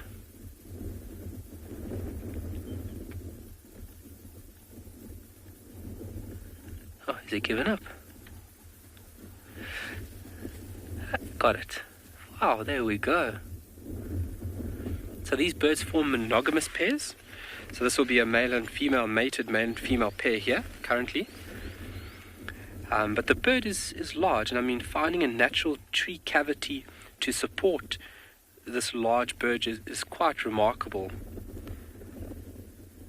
So this is where a branch would have broken from a tree, creating a natural tree cavity to support this bird while it's nesting.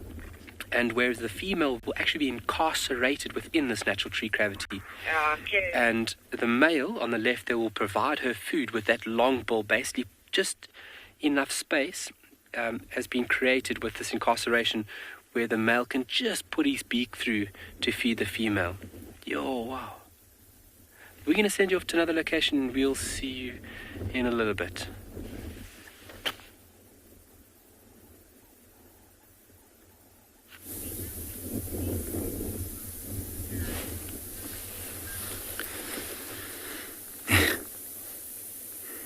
With hornbills, the males are actually quite caring. Where with lions, I think this male is interested in only one thing here.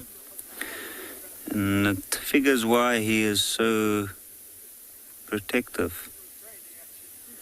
So, a little while ago, we actually saw them copulating. And that is the clear indication that these two are a pair of mating lions. Now, I'm not sure exactly what this situation is. I think they've only just started. This is the first day we've seen them together, and this male was seen a couple of days on his own.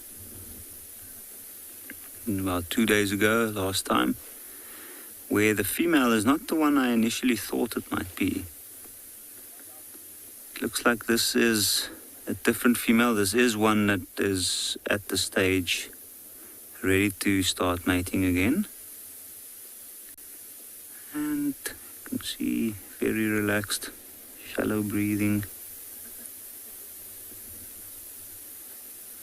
Not a bother in the world. Also the long intervals between. They haven't been seen copulating all morning, and then we've witnessed it once, and now it's been a very long time, at least half an hour between.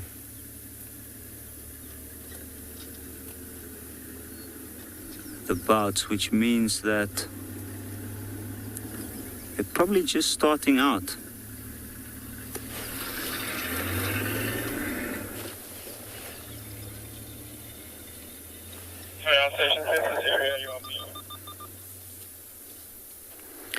You can see, have a look at the look in his eye. That's the protective look of a very, very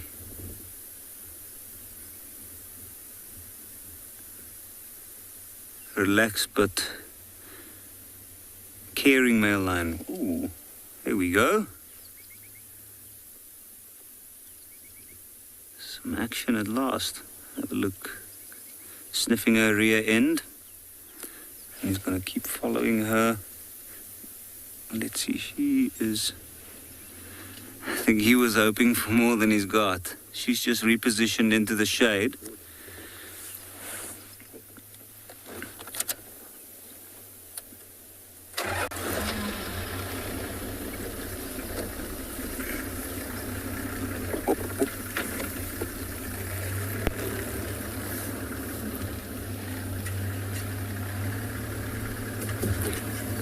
Joel, good question. It's usually about 3.5 months, or anything up to 110 days.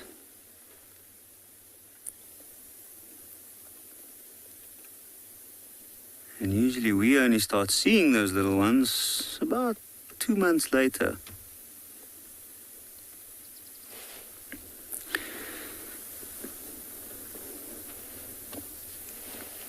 But it's quite clear who calls the shots between these two. You saw that the male didn't attempt. So I think we'll have a look, wait a few more minutes and see what might happen.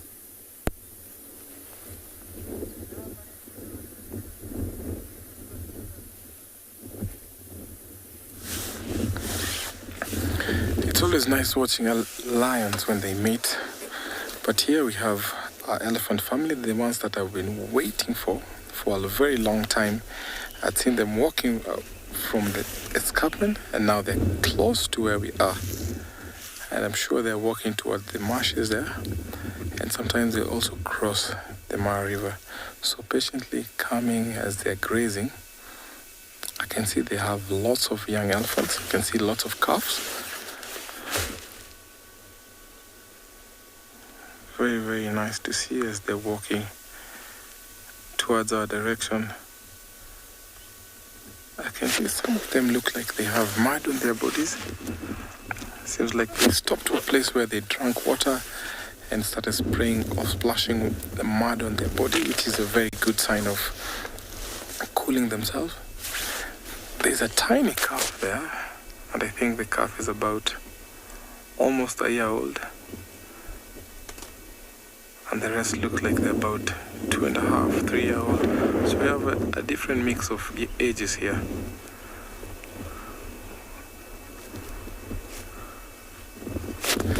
It's always nice watching these elephants make these daily trips from the marsh towards the escarpment and back and forth. It's so nice as we get to tell these individual elephants and also the different families that are here. So across this place where we are, I always see 4 families that come towards the marsh.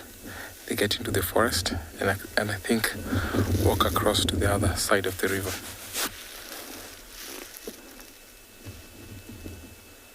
They stop once in a while as they are walking because those young ones are not yet strong enough, and they make long distance from the river towards the edge of the escarpment. We have a big giraffe bull walking past the screen. Very nice.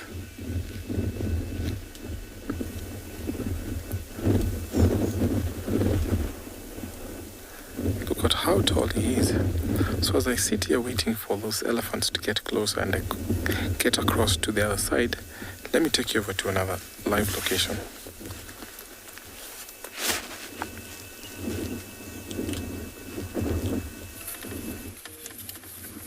Well, thank you, Tim, and welcome back to the treetops of Djuma, where Tswalu is perched now. She's turned her carcass around and she's put it in a much better little nook of the tree. And she's standing on top of it because it's difficult for her to lie down right there. But let's have a look at the tummy. Now, Tristan's asked me to have a look. Now, everybody, let's have a look. Obviously, Tswalu has had cubs recently, and if you look at the 2 mammary glands there, it appears as if it's a little bit sort of muffled around a little. Oh, she's going to go down. Let's watch this. This is going to be awesome. She's going to lie over there now, watching Corky. Oh, that's a much better place to sit.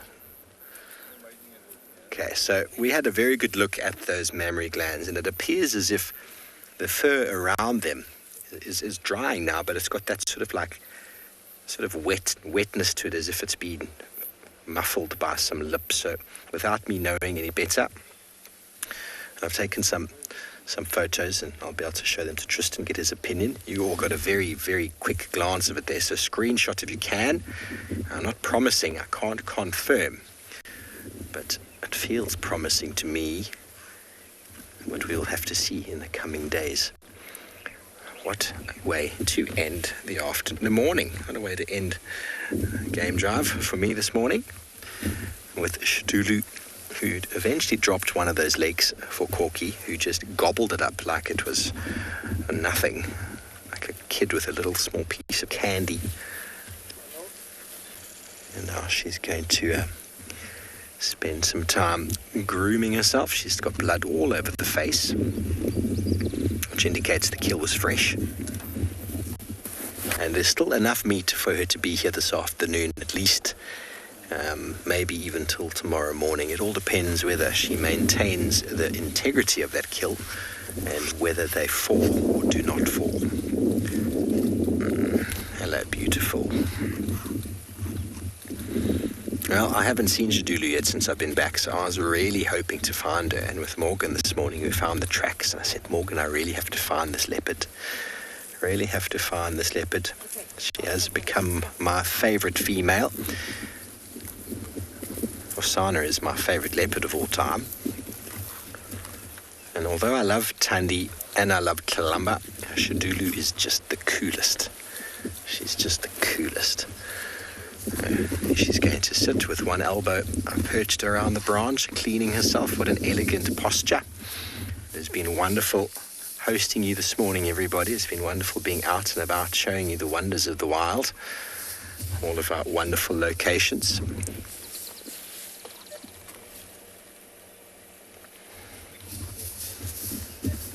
Corky's moved off to find some shade. She realizes there's going to be no more falling down of the carcass right now, but she won't go far. She'll be very close, and Tswalu will be here this afternoon.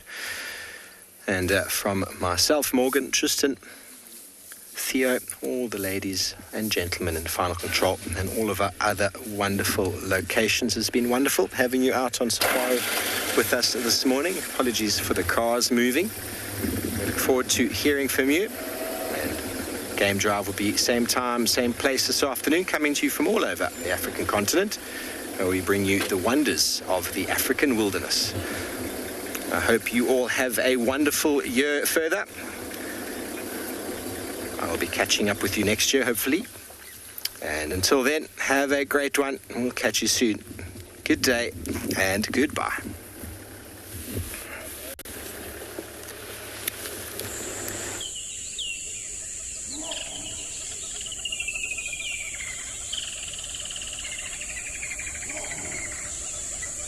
We are witnessing one of the most extraordinary scenes I have ever seen. Hop on board the world's largest safari vehicle as we track down Africa's most iconic animals on our daily live shows. This is crazy.